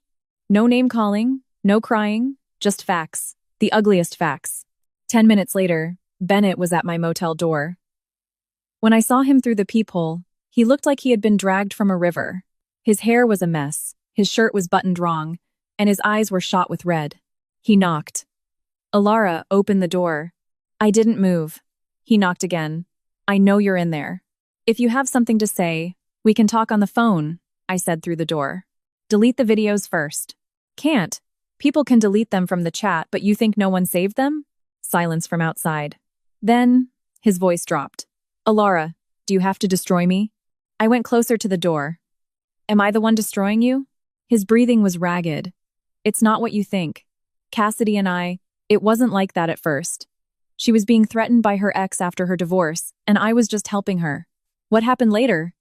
It was an accident. An accident that got her pregnant? He didn't speak. Bennett, I said, adults don't call betrayal an accident. I heard his choked breath from the other side of the door. After a long moment, he said, I was wrong. It was the first time he had admitted fault. But it was too late. I didn't open the door. Alara, give me one more chance, he pleaded. I'll make Cassidy leave. I'll handle the baby situation. We can go back to how things were. How things were? I almost laughed out loud. Back to me taking care of his parents, cleaning up his messes, enduring his coldness, all while pretending our marriage was perfect? The way things were is dead, I said. His voice trembled. Don't be so absolute. When you hid her in the attic, did you ever think about how I would feel? Silence from outside. Then his phone rang. The sound came through the crack under the door. It was his mother. He answered, his voice raw with frustration. Mom, I'm handling it. On the other end, his mother was wailing. Handling what? The family chat has gone crazy. Your father's blood pressure shot up, and Cassidy is crying that her stomach hurts. You need to come back. Bennett looked at my door. Alara, Cassidy's not feeling well. I have to go back first. Please, don't post anything else. I stood inside, a bleak, comical feeling washing over me. He had come to beg me to take down the videos, but the moment Cassidy cried about a stomachache, he had to go. Even now, his choice hadn't changed. Go, I said. He seemed to hear something in my tone and quickly tried to explain. That's not what I mean. Bennett, I cut him off. This is your last time walking away from me to go to her. A dead silence from outside the door. After a long time, he said quietly, I'll come find you tomorrow. I didn't answer. His footsteps finally faded away. I went back to the table and opened my laptop. The arguments in the group chat were still raging. My mother-in-law was calling me a viper. Cassidy was posting tearful voice messages apologizing. Bennett was silent. The relatives had moved from shock to questioning, and then to cautiously telling me not to be rash. I looked at the messages, my heart as calm as a frozen lake. At 9:30 p.m., Liam sent the draft of the divorce agreement. I read it line by line. Division of assets, confirmation of debts, evidence of fault, reimbursement of my financial contributions, repayment for the house renovation. At the end, I added a note. I, Alara Collins, do not accept mediation or reconciliation. The next morning, another message appeared in the Bennett family chat. Cassidy had posted a picture of an ultrasound. The caption read, I know I shouldn't have come here, but the baby is innocent. Alara, you're a woman too. Please, give us a chance to live. I clicked on the ultrasound. I looked at the date, and then I smiled.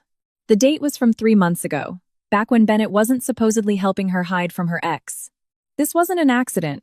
It was a premeditated plan. I saved the ultrasound picture. Excellent. The next act would be at the family meeting.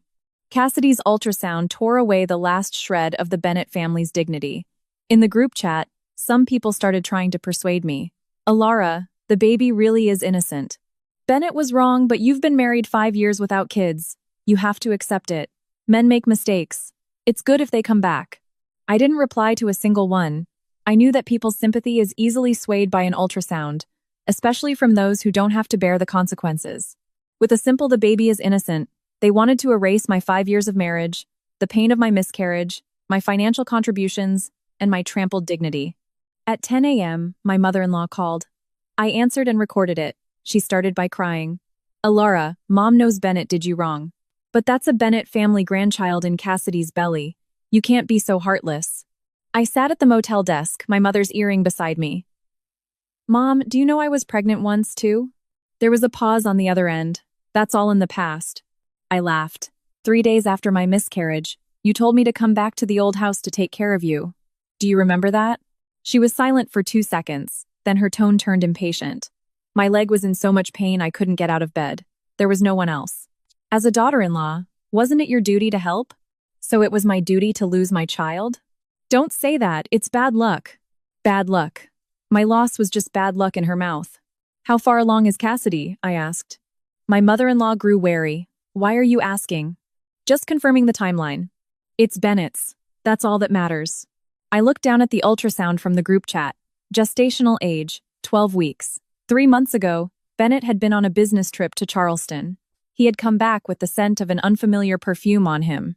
I had asked about it, and he said it was just from the smoky, boozy conference rooms. So that's when it had started. Sensing my silence, my mother-in-law thought I was wavering and softened her tone. Alara, let me give you some honest advice. You and Bennett haven't had kids all these years, and people talk. Now that Cassidy is pregnant, we can get her to sign over custody and you can adopt the baby. You'll still be the only Mrs. Bennett. I closed my eyes. The absurdity of it all was so extreme it was calming. Mom, it's the 21st century, not some soap opera in your family's backyard. I'm trying to help you, she snapped. Once you're divorced, starting over at your age with all this baggage, what kind of good man are you going to find? I'm not looking for one, I said. I'm looking for a lawyer. I heard something smash on the other end of the line. My mother-in-law screamed, You dare! I hung up and saved the recording. At 11 a.m., Bennett messaged me, Let's meet at noon. Don't bring a lawyer. I replied, Fine, I'll pick the place. I chose a coffee shop next to the town hospital. It was crowded, and there were cameras. When he arrived, his eyes were bloodshot. Overnight, he seemed to have aged several years. He sat down, and his first words were, Alara, the videos have already started to affect my work. I looked up. My boss asked me about my personal conduct. The project is on hold. His voice was low. You know how important this project is to me. I stirred my coffee. When you were hiding Cassidy in the attic, did you know how important my marriage was to me? He was silent. After a moment, he said, I admit I was wrong. But posting it in the family chat was enough. Don't escalate it further. Are you scared? His face soured. Alara, we're husband and wife, not enemies. We stopped being husband and wife the day you started lying to me. A flash of pain crossed his eyes. I never wanted a divorce. I laughed. You told Cassidy you'd divorce me and marry her. His hand on the table froze. I was just trying to pacify her. And telling me you don't want a divorce is just trying to pacify me? He couldn't answer. I took the divorce agreement from my bag and pushed it across the table. Sign it. He didn't even look at it, just pushed it back. I'm not signing. Then I'll sue. Alara, he hissed, his voice laced with anger. Do you have to be so absolute? I looked at him. Bennett, I'm just giving you back your own choices. Cassidy, the baby, the Bennett family's reputation, you wanted it all. Now that I'm out of the picture, shouldn't that make things perfect? It's not the same. How is it not the same? His expression was complicated. You shouldn't have done it this way. I laughed. They were always so concerned with the way things were done, never with the harm they caused. Just then, Cassidy arrived. She wasn't in a wheelchair, nor was she so weak she couldn't walk. She wore a loose-fitting dress, one hand on her belly, her eyes filled with tears. Seeing her, Bennett's face changed. "Why are you here?" Cassidy looked at me. "Alara, I wanted to apologize to you in person." "Don't call me Alara," I said. "My mother only had one child." Her face went pale. People in the coffee shop started to look over. Cassidy bit her lip, tears streaming down. "I know you hate me, but Bennett and I are truly in love. Your marriage already had problems. It wasn't because of me." "You're right, there were problems," I nodded. A flicker of hope crossed her eyes. I continued. "The problem is that he committed adultery, you were the other woman, and his parents helped cover it up." Her face froze. Bennett frowned. "Alara, don't say these things in public." I looked at him. "You dared to do them. Why can't I say them?" Cassidy suddenly clutched the table, her voice trembling. "My stomach hurts." Bennett immediately stood up to help her. "Cassidy!" Everyone was watching now. Cassidy bent over in pain, sweat beading on her forehead. I sat there, unmoving. Bennett looked up at me, his eyes filled with blame. "Alara, did you have to push it this far?" I picked up my bag. "The hospital is right next door." He swept Cassidy into his arms and rushed out. I followed. Not because I was worried about her, but because I needed more complete evidence. At the hospital, Cassidy was taken to the OB/GYN department. My mother-in-law arrived soon after. Seeing me in the hallway, she rushed at me, ready to strike. "You bring nothing but bad luck. If anything happens to Cassidy, I'll kill you." I stepped aside, and she stumbled, nearly falling. A nurse immediately shouted, "No fighting in the hospital." Carol sat on the floor and wailed, "My life is so hard. My daughter-in-law won't tolerate my grandson." A crowd started to gather. Her wails grew louder. She used to use this trick on me, and I would panic, give in, try to explain. This time, I just took out my phone. "Mrs. Bennett, please continue. I'm recording. I'll give it all to my lawyer." Her crying stopped short. Bennett looked back from the exam room door, his face ashen. "Alara, that's enough." I looked at him. "Are the test results back?" He didn't speak. 20 minutes later, the doctor came out. The patient was emotionally agitated, but there's no major issue for now. However, the gestational age doesn't quite match some of the records she provided. We recommend further tests. Cassidy's face was unnaturally white. I looked at the doctor. "Doctor, was the ultrasound she posted in a group chat from 12 weeks ago?" The doctor frowned. "I can't disclose private information." I nodded. "No need to disclose. I'm just reminding her that falsifying or altering medical records can have legal consequences." Cassidy's head shot up. "What are you talking about?" I took out the screenshot of the ultrasound she had posted. "The hospital ID number and format on this one don't match the system you're using today. I've already had someone verify it. The template is an old version." Her lips trembled. Bennett looked at her. "Cassidy?" Tears rolled down her face. "I was just so scared. I was afraid you wouldn't want me, so I just wrote an earlier date." An earlier date. Such a light phrase. Carol rushed to her defense. "As long as she's pregnant, what does a few days matter?" I looked at her. "Of course it matters." I circled the date and showed it to Bennett. 3 months ago, you were on a business trip in Charleston. Cassidy was also in Charleston. After you came back, you used your credit card to buy a woman's necklace for $1,800. You said it was a gift for a client's wife. The color drained from Bennett's face bit by bit. Cassidy cried and grabbed his arm. "Bennett, I just love you so much." He shook her off. For the first time, Cassidy froze. "Bennett, what are you doing?" my mother-in-law demanded. "She's carrying your child." Bennett looked at me, his voice hoarse. "You checked all of that." "Not much," I said. "You just left too many tracks." In the hospital hallway, the onlookers' expressions slowly changed. A moment ago, some had sympathized with Cassidy. Now, their gazes were full of complexity.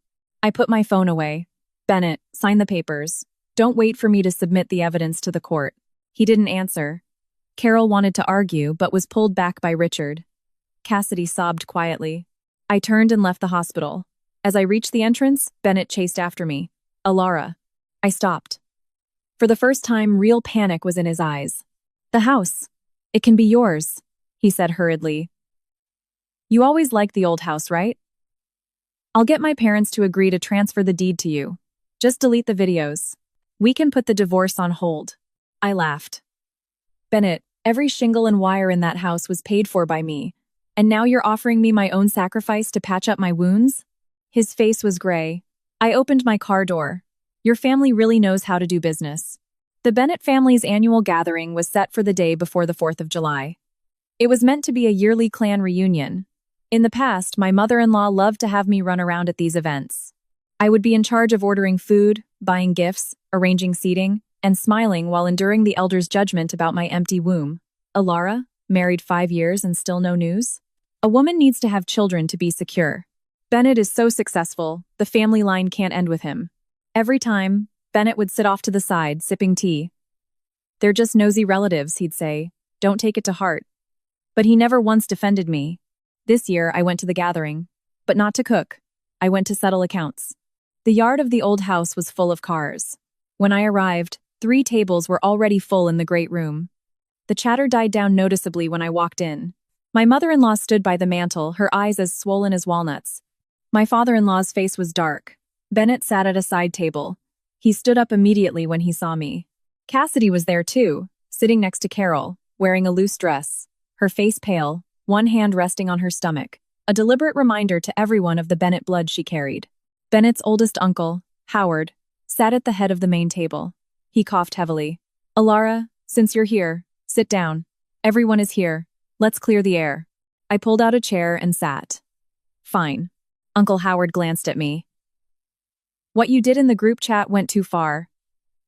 Bennett was wrong. But for you to post those videos, you've brought shame upon the Bennett name. So, today is a trial for me? I asked. He frowned. It's not a trial, it's a mediation. What couple doesn't fight? You young people shouldn't be so extreme. I nodded. So which issue should we mediate first? His fake business trip? Hiding a woman in the attic? Or his parents lying to my face? Someone at the table coughed awkwardly. My mother-in-law immediately started crying. Alara, Mom has already apologized to you. What more do you want? I looked at her. When did you apologize? She was speechless. You've made me sick with anger. I took out my phone and played the recording. Her voice filled the room. She's soft-hearted and easy to manage. As long as we keep it from her until Cassidy has the baby, she'll have to accept it. Where's a divorced woman going to go and start over? She doesn't have the leverage she thinks she does. The hall went dead silent. My mother-in-law lunged for my phone. I stepped back. Bennett grabbed her.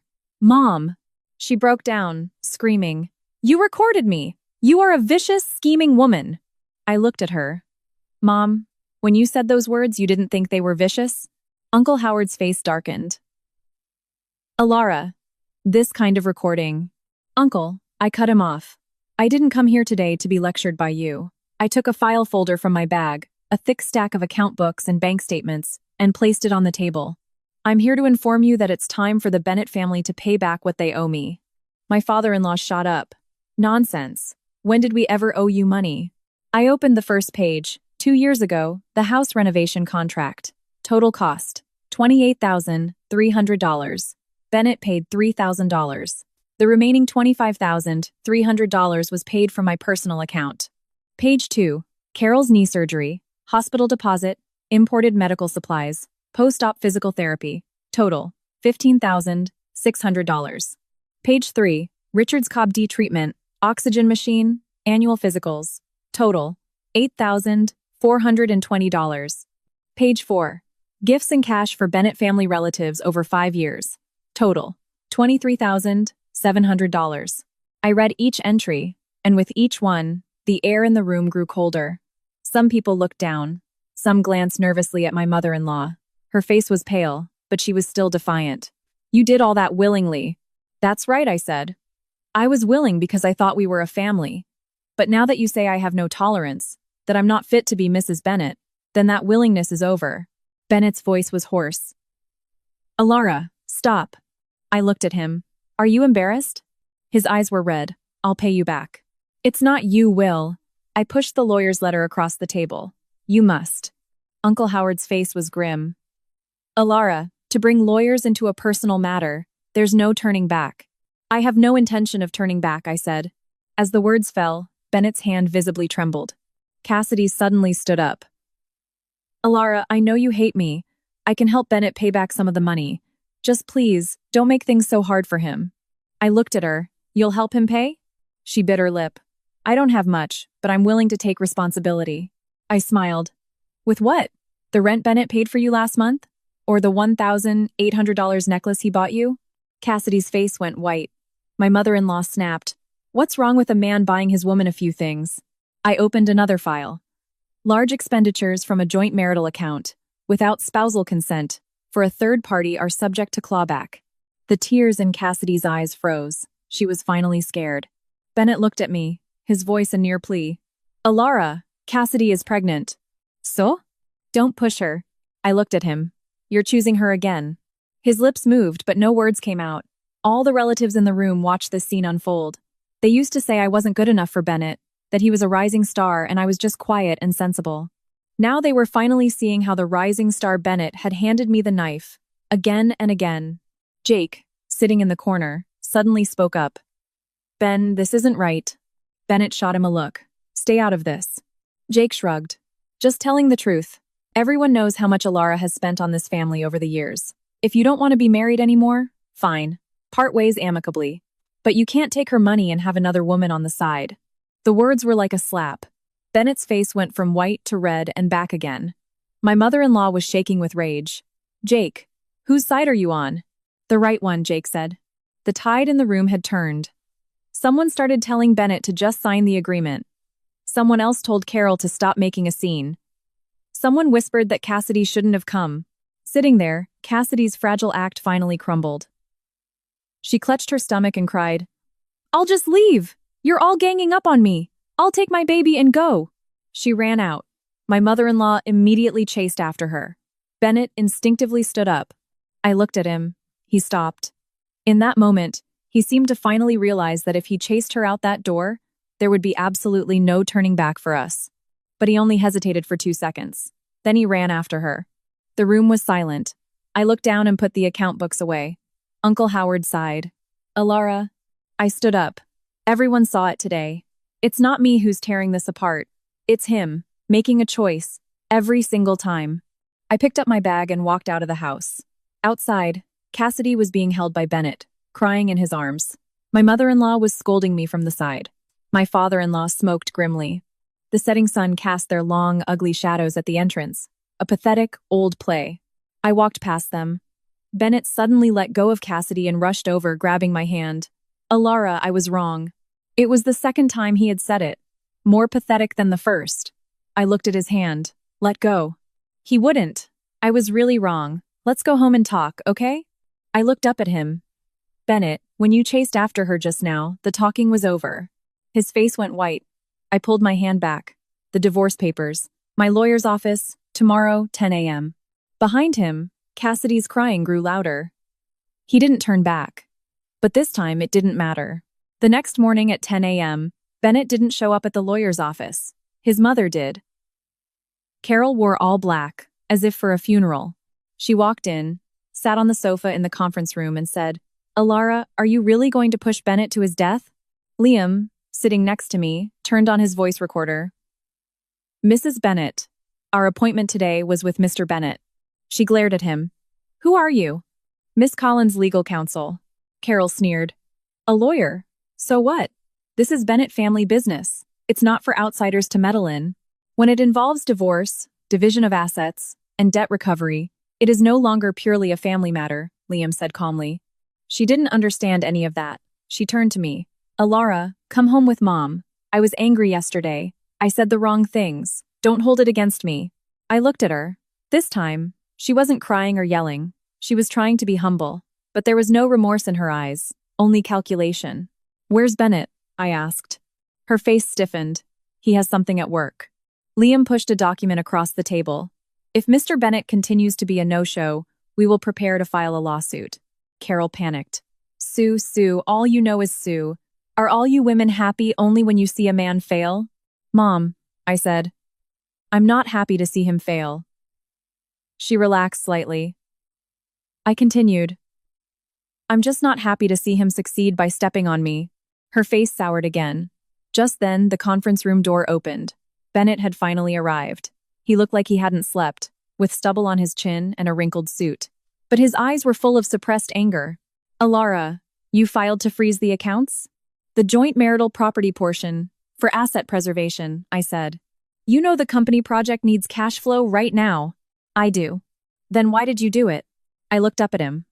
Bennett, when you used our joint assets to rent an apartment for Cassidy, buy her jewelry, and pay for her checkups, did you ever think about whether I would find out? He was speechless. Liam pushed a list across the table. Mr. Bennett, this is a preliminary list we've compiled of abnormal expenditures from the marital assets. If this goes to trial, we will request a more thorough investigation. Bennett flipped through a couple of pages, his face growing darker. You investigated my accounts. We worked from the family credit card statements and joint account records provided by Miss Collins, Liam said. It's all legal. Carol was getting impatient. Bennett, don't waste time with them. All she wants is money. I looked at her. Yes, I want money. She was stunned. I want what's mine, I said.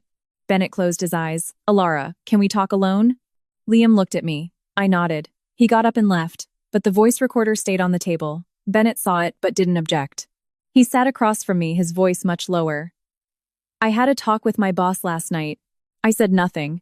The videos from the group chat got out. They weren't posted online, but the client found out. They think I'm too high risk personally.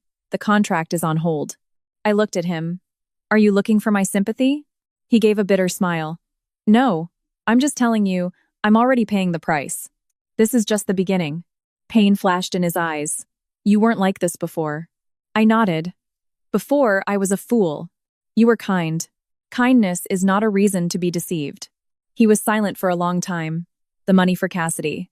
I'll put it back into the joint account. I'll handle things with her too.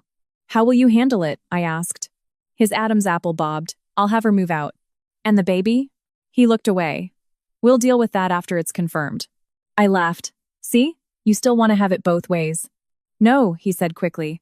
I can't just abandon a child. Then take care of it. I pushed the agreement toward him again.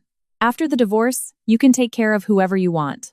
He stared at the agreement, his fingers pressing on the edge of the paper, refusing to turn the page. Alara, I never wanted to lose you. If he had said that 6 months ago, I might have cried. Now, I just felt numb.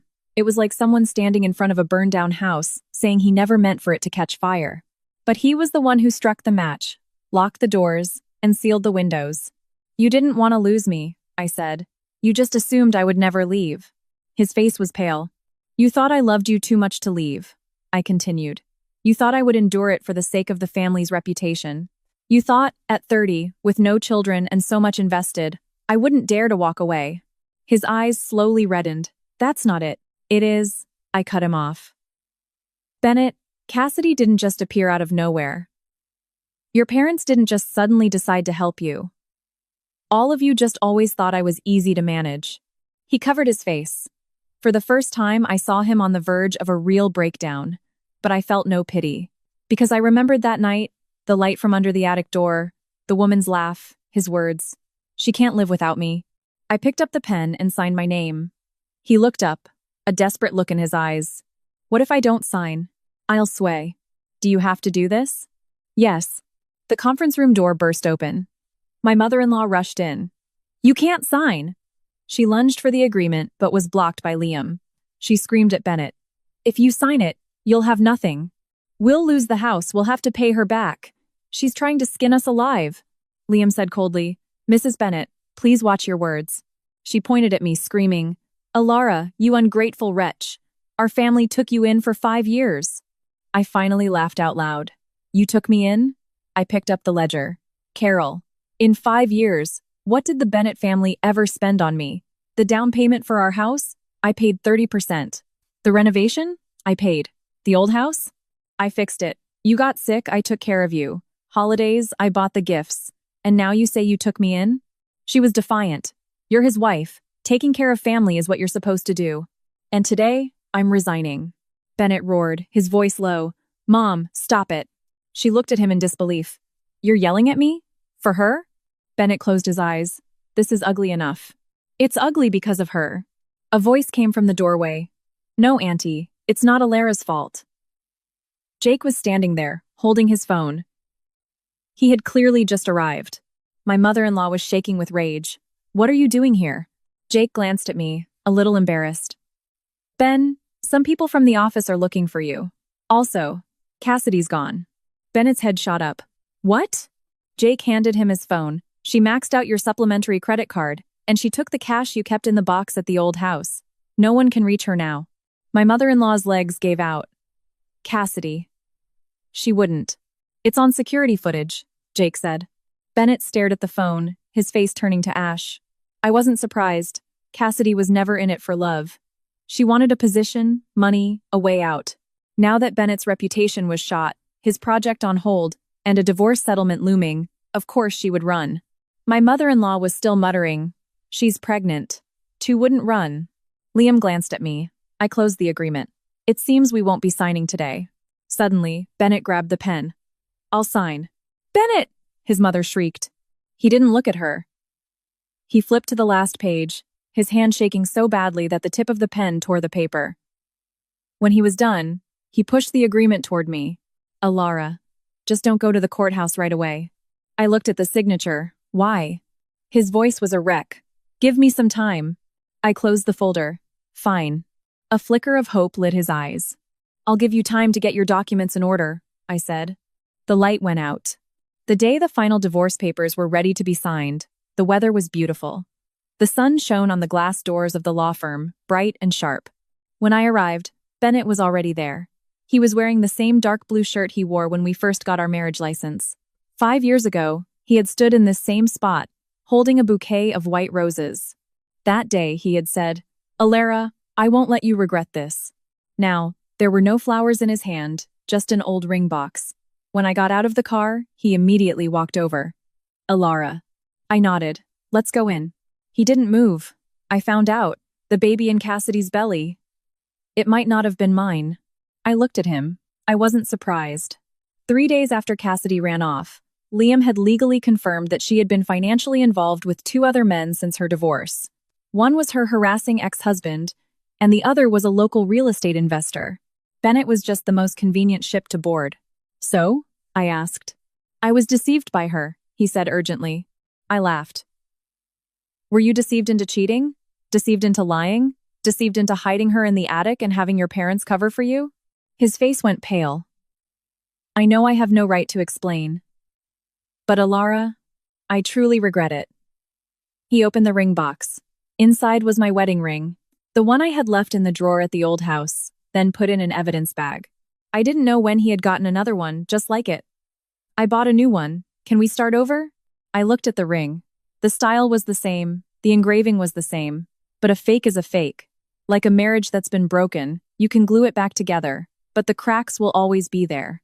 "No," I said. His hand froze in midair. "Bennett," I said, "I didn't come here today to listen to your regrets. I took my documents from my bag. I came here to finalize this."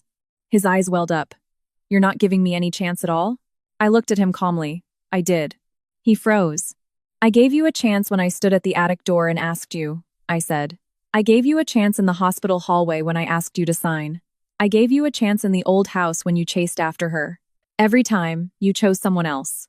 You can't have the freedom to choose without bearing the consequences of that choice." He lowered his head, his shoulders slumping. Inside the conference room, it was quiet. The mediator went through the final checklist. "Both parties are divorcing voluntarily?" "Voluntary," I said. Bennett was a second late. The mediator looked up. His voice was hoarse. "Voluntary. Property division agreement confirmed?" "Confirmed." "No disputes over the custody of minor children?" "No."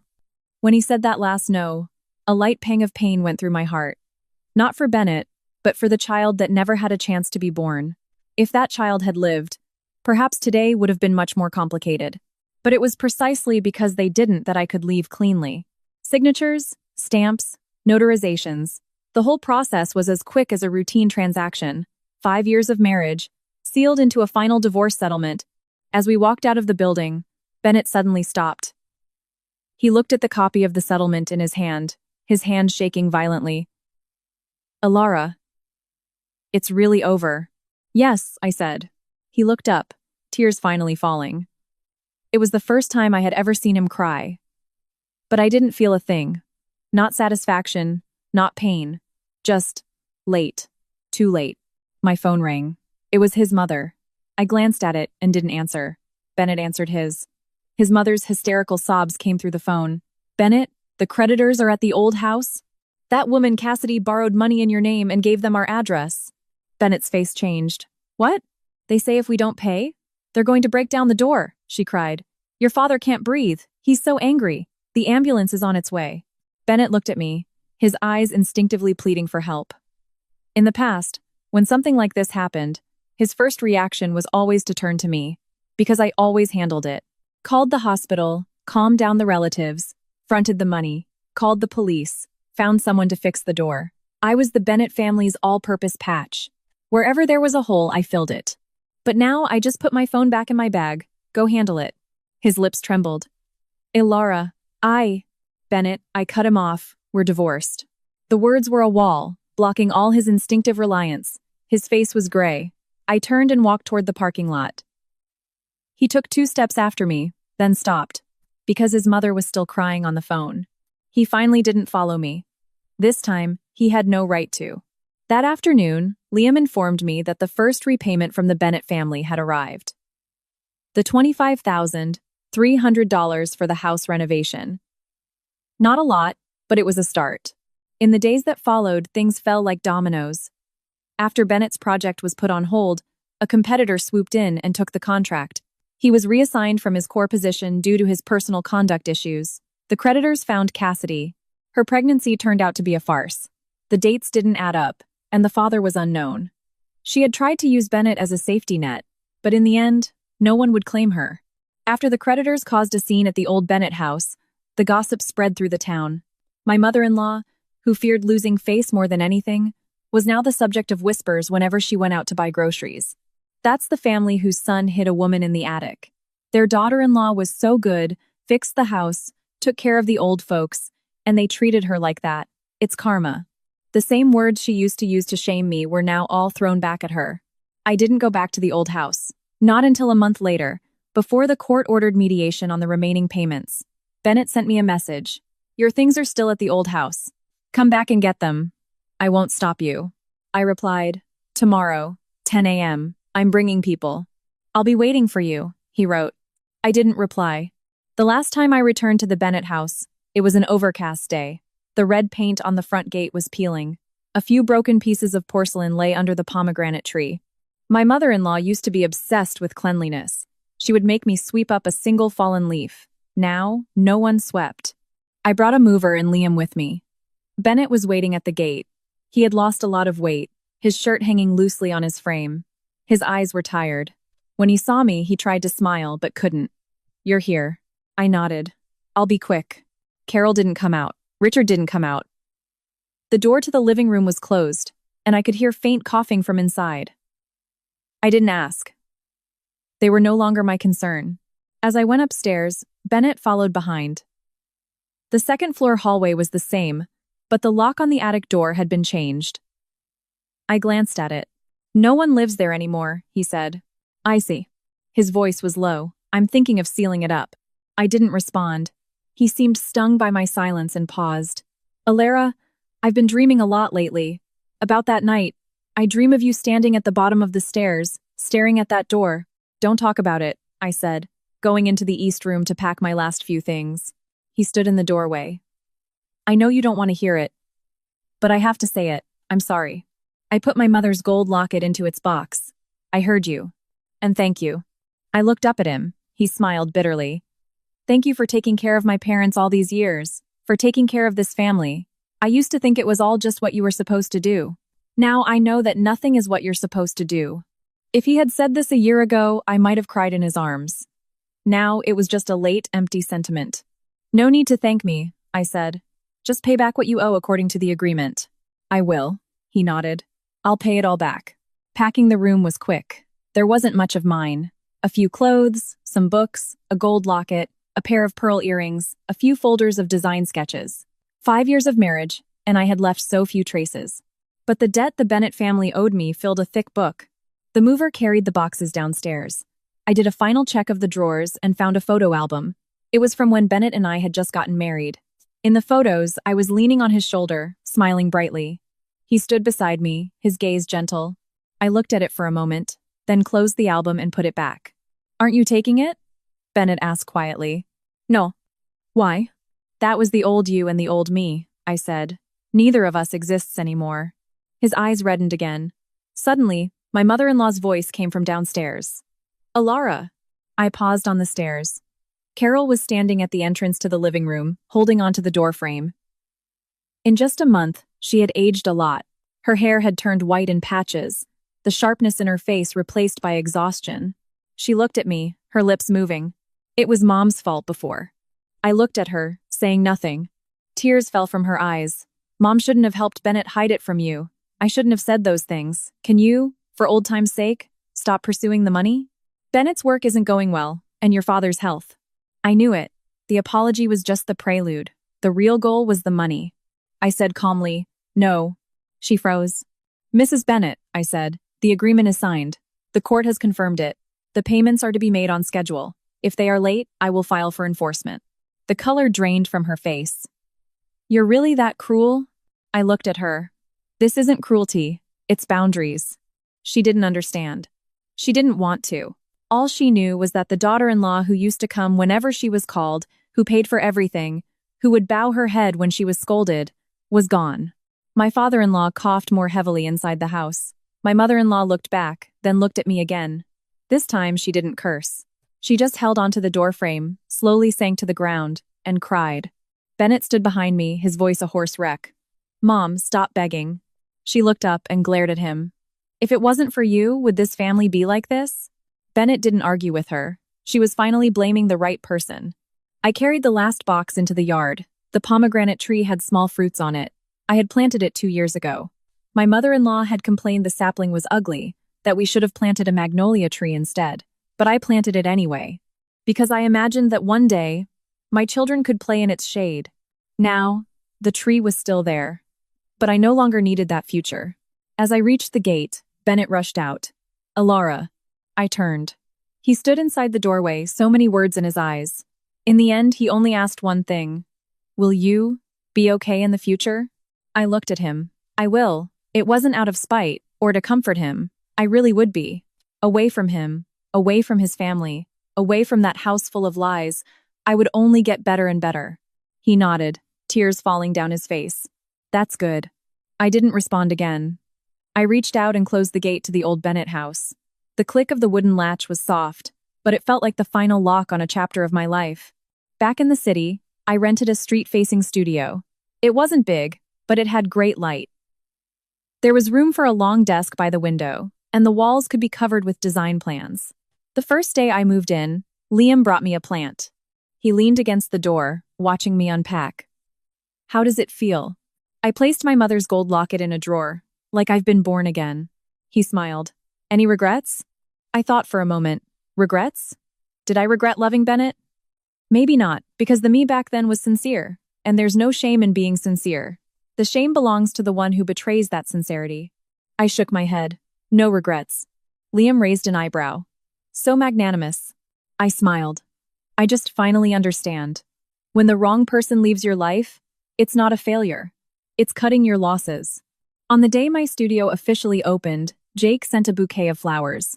The card read, "To Alara, wishing you a brilliant future." I smiled and accepted it. He stood in the doorway, a little awkward. My cousin asked me to pass on a message. I looked up. "I don't want to hear it."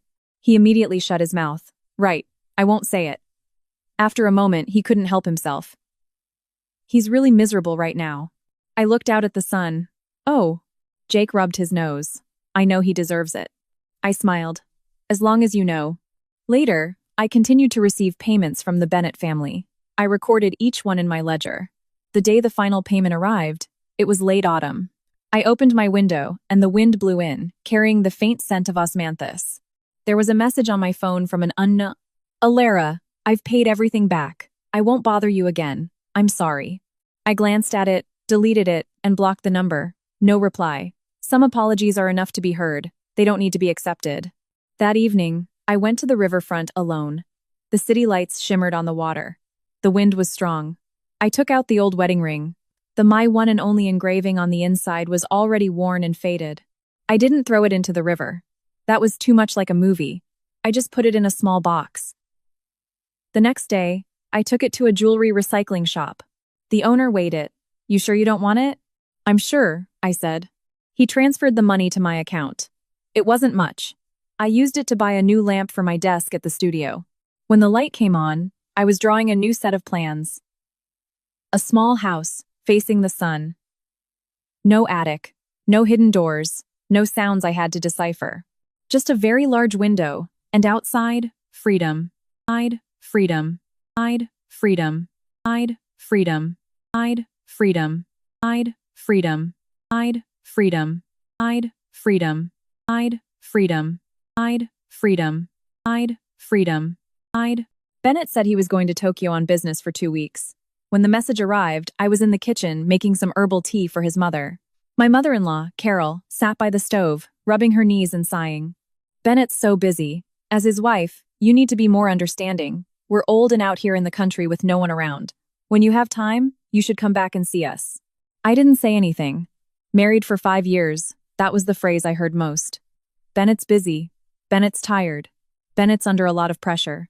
So, as his wife, I had to be sensible. I had to be understanding, take on his family obligations for him, remember his parents' doctor's appointments for him, send gifts to relatives for him, and replace the leaky shingles on the old family house, one by one, for him. I used to think this was what marriage was. Later, I realized some people just see your love as free labor. My phone buzzed again. Bennett sent a photo from an airport terminal. "Boarding now. Talk to you when I land in Tokyo." In the picture, he wore a dark gray trench coat, a black suitcase by his side. I zoomed in, scanning the departure gate in the background, but found nothing out of the ordinary. I replied, "Okay." A few minutes later, he sent another message. "Keep an eye on Mom and Dad for me. Make sure they don't have anything to worry about." I looked at the sentence and suddenly let out a small laugh. He was going to Tokyo on business, and I was going to the country to see his parents. The way he said it, it was as if this was the most natural thing in the world. Seeing me looking at my phone, my mother-in-law immediately asked, "What did Bennett say?" "He said he's boarding." Her hand paused for a moment before she resumed rubbing her knee. That's good. It's not easy for a man to build a career out there." My father-in-law, Richard, was smoking in the living room. Hearing this, he called out from the hallway, "Alara, why don't you just stay the night? You can pick up your mom's prescription in town tomorrow." I glanced at the clock on the wall.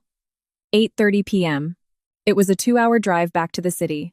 I had planned to leave that night, but my mother-in-law was clutching her knee, and my father-in-law was coughing heavily. I finally nodded.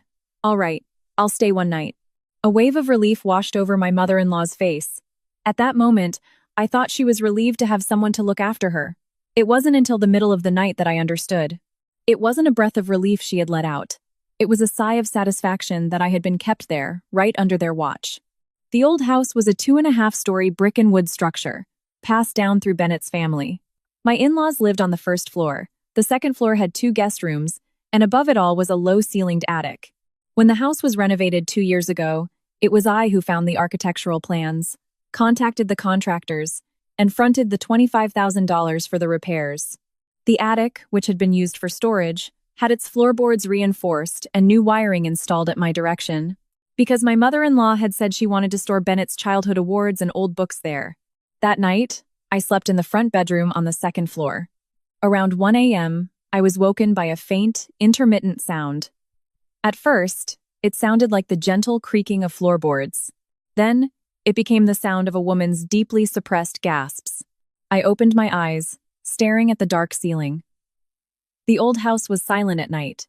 Even a dog barking at the edge of the property could be heard clearly. That made the sounds from the attic exceptionally distinct.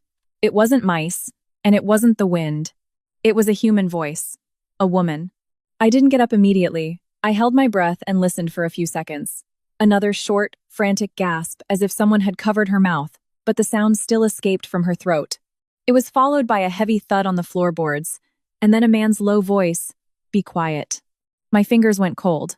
The voice was hushed, but I knew it too well. 5 years of marriage. Even through a floor, even with his voice deliberately lowered, I recognized it. Bennett, my husband. The man who was supposed to be in a hotel in Tokyo at that very moment. I sat up and grabbed my phone from the nightstand. 1:23 a.m. Half an hour ago, Bennett had sent a message. Just got to the hotel. Getting some rest. Below it was a photo of a hotel room, crisp white sheets, and a floor-to-ceiling window overlooking a city at night. I tapped the photo, zooming in. It was pristine. So pristine, it looked like it had been saved from the internet. I didn't reply. I put on a robe and walked barefoot to the door. The old wooden floors creaked easily. I pulled the door open slowly, trying not to make a sound. At the end of the hallway was the narrow staircase to the attic. There was a small wooden door at the top of the stairs. I had seen it during the day. It had an old lock on it. But now, a sliver of warm yellow light seeped from under the door. Someone was in there. I stood at the bottom of the stairs and opened my phone's voice recorder. Just as I pressed the red button, my mother-in-law's voice came from behind me. Alara. I turned around. Carol was standing at the turn of the stairs, wrapped in a thick coat. Her face was pale, but her eyes were fixed on my phone. It's so late. What are you doing out here instead of sleeping? I cupped the phone screen in my palm and looked at her calmly. Mom, it sounds like someone is in the attic. Her lips trembled. Who would be up there? This house is old. You're hearing mice. Just as she finished, a soft clink came from the attic, like a glass touching a wooden table. Carol immediately raised her voice. I told you, it's mice. You city folk get spooked by every little noise. She walked forward, blocking the staircase. I looked at her. Her body was thin, but her shoulders were tense. She wasn't afraid of mice. She was afraid I would go up. Richard, my father-in-law, came up from the first floor holding a flashlight. His face was grim. What's all this noise in the middle of the night? Dad, I said, there's a light on under the attic door. A flicker of panic crossed Richard's eyes. He quickly shone the flashlight onto the stairs. That's a motion sensor light the electricians left. It turns on by itself. I looked at the beam of light, a chilling calm suddenly settling over me. So they knew. Not only did they know, they were standing guard for him. I didn't press forward. I didn't scream. I just lowered my head, turned off the recording, and saved the picture of the Tokyo hotel to a secure album. My mother-in-law was still staring at me. Alara, have you been too stressed lately? A woman shouldn't put all her thoughts on her man. It makes you imagine things. I smiled. You're right, Mom, I am too tired. I turned and went back to my room. Before I closed the door, I heard my father-in-law mutter under his breath. I told you not to let her stay. The door clicked shut. I stood in the darkness, my back against the wood, and slowly slipped the wedding ring from my finger. The inside was engraved. Benny, my one and only. The day Bennett put it on my finger, he had said he would only have me for the rest of his life. I used to believe him. How laughable that seemed now. I put the ring in the nightstand drawer and opened my banking app. I had lost count of how many times I had transferred money to the Bennett family over the past 5 years. The $25,000 for the house renovation, the $15,000 for my mother-in-law's knee surgery, the $8,000 for my father-in-law's COPD treatments, the $3,000 wedding gift for Bennett's cousin. Holiday gifts, personal loans, medical bills, travel expenses, each transaction was initiated by me. Because Bennett would say, Alara, I need my salary for project cash flow. Can you cover this for me? I'll pay you back. He never paid me back, and I never pushed. I screenshotted every page, saving all the transfer records. The moonlight fell on the yard outside, making the old house look as still as a deep well, but I knew the two people in the attic were not asleep. At 2:06 a.m., I heard light footsteps from above. Someone was coming down. I moved to the door and peered through the old keyhole. A woman, wrapped in a man's shirt, emerged from the small attic door. She was thin, with her hair down, wearing a pair of red slippers. I recognized those slippers. 6 months ago, I had bought 2 pairs of fleece-lined slippers for my mother-in-law, one gray, one red. She had complained the red was too flashy and had never worn them. Now, they were on another woman's feet. As the woman descended the stairs, Bennett followed behind her. He wasn't wearing a jacket, just holding a glass of water. The light was dim, and I couldn't see his expression. I only heard the woman ask in a low voice, "She won't find out, will she?" Bennett replied, "She won't. She's always been obedient.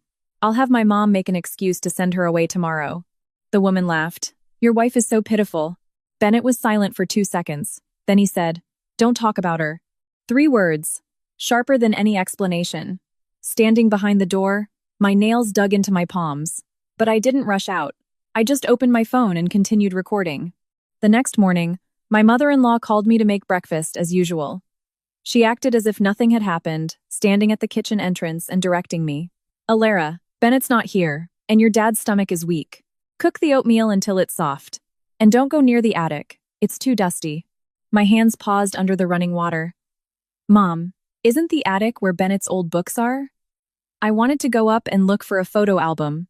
Her face changed instantly. What photo album? Why are you always rummaging through things? It's not proper. I looked up at her. Mom, why are you so nervous? Her voice caught. My father-in-law emerged from the living room, coughing loudly. Alara, a daughter-in-law should know her place. There are some parts of this house you don't just go through whenever you feel like it. I turned off the faucet. I drew the wiring diagrams for this house. I paid for the renovation. And now I can't even go into the attic? My father-in-law's face soured. My mother-in-law immediately burst into tears. Oh, my life is so hard. My son isn't home, and my daughter-in-law bullies us old folks. As she cried, the neighbor poked her head into the yard. What's going on? My mother-in-law wiped her eyes. Nothing.